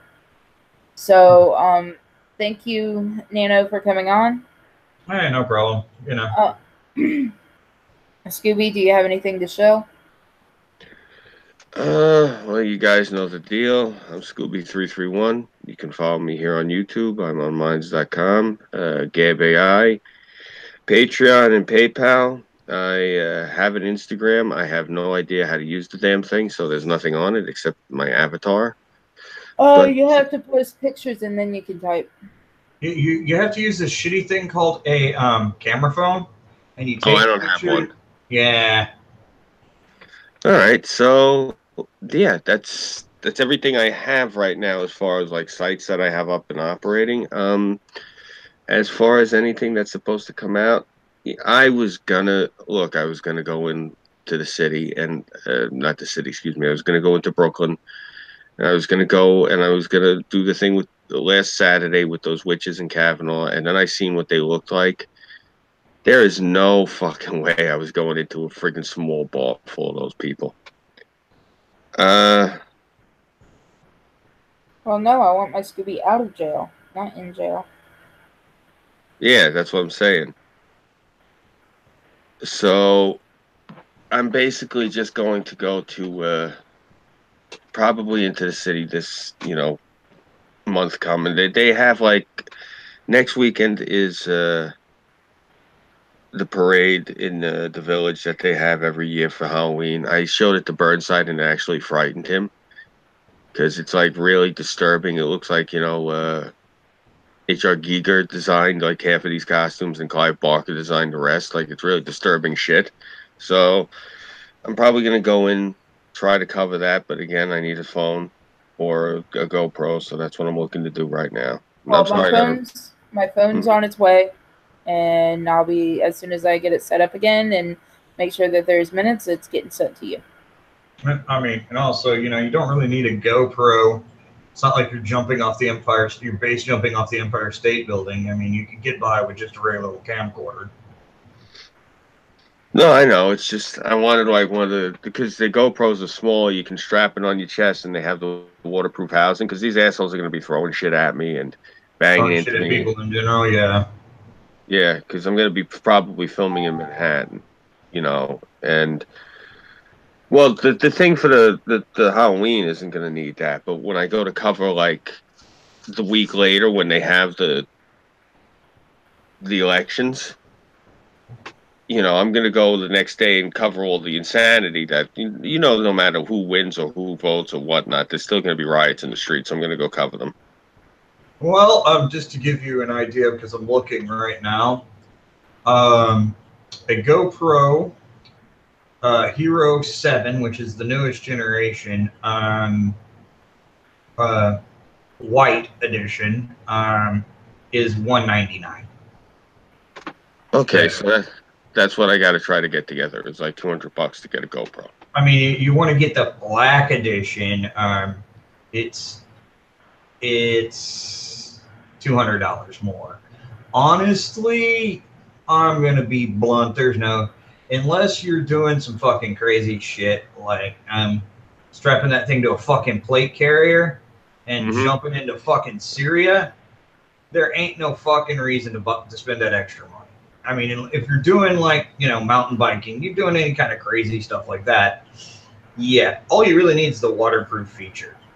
Yeah, that's what I'm saying. I was just going to get the waterproof one with the Wi-Fi and the housing. Yeah, just and you can Bluetooth it to your phone and edit it right there on your phone. That's why I was looking to get a phone too, because that's what I'm looking to do. I tell people the three things I'm looking to get is the phone, the GoPro, and the app on the phone, so I can go into the city. Let me give you the 7 is a 12 megapixel 4K 60 super high definition, waterproof to 33 feet, has voice control, touch screen, slow mo, GPS, HDR, hyper smooth, and live video. Okay. The Hero 7, which is $200 less, does not have a GPS. Okay. Does not have WDR. Does not have hyper smooth video, and does not have live streaming. Whack. Okay. You're not live streaming this shit anyway, so it doesn't matter. You're gonna go back and edit it. Yeah. So why pay the extra $200? And I wouldn't need to live stream it directly from the camera anyway. I'd slave it to the phone if I was going to live stream. Yeah. Yeah. So I wouldn't even need that. So, all right. Well, that's what I'm looking to get then is that GoPro, an Android phone that works with it, and they have an app you buy from the New York MTA, and it's on your phone, and you just show it to the conductor on the train, and it's a train ticket to go back and forth into Manhattan every day. In other words, it's a smart train ticket instead of having to kill a whole bunch of fucking trees. Right, Yep. and you can buy one. I could buy one train ticket that's good for the entire year. So that's what I'm looking to do is get my hands on those three things. Luckily, the phone I'm going to send you should be able to allow you to do that. Yeah. You can take off the back, move the battery, and put an SD card in the back. All right. All right. I'll be right back if we're going to do outros. I'm Nano Reaper. I don't produce shit. I don't want to be YouTube famous. Have a good one. Because I have got to go to the bathroom. I'll still be on here, but you said you bring it to a close. Yeah. So. Yeah. I of course am Tara Sin, your favorite cyber bitch. Please hit like, subscribe. If you don't like it, hit dislike. All you're doing is making sure it moves up in the ranks.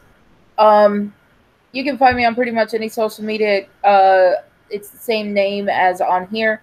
Except on Facebook, it's Ambrosia Luck because fucking Facebook is a dick and won't let me change it. And I'm going to leave you guys with this little joke. Last night, after I thought all the trick-or-treaters were gone, a boy about 12 years old came to my house. He was dressed all in red. Instead of saying trick-or-treat, he said, "I'm your period. Sorry I'm late."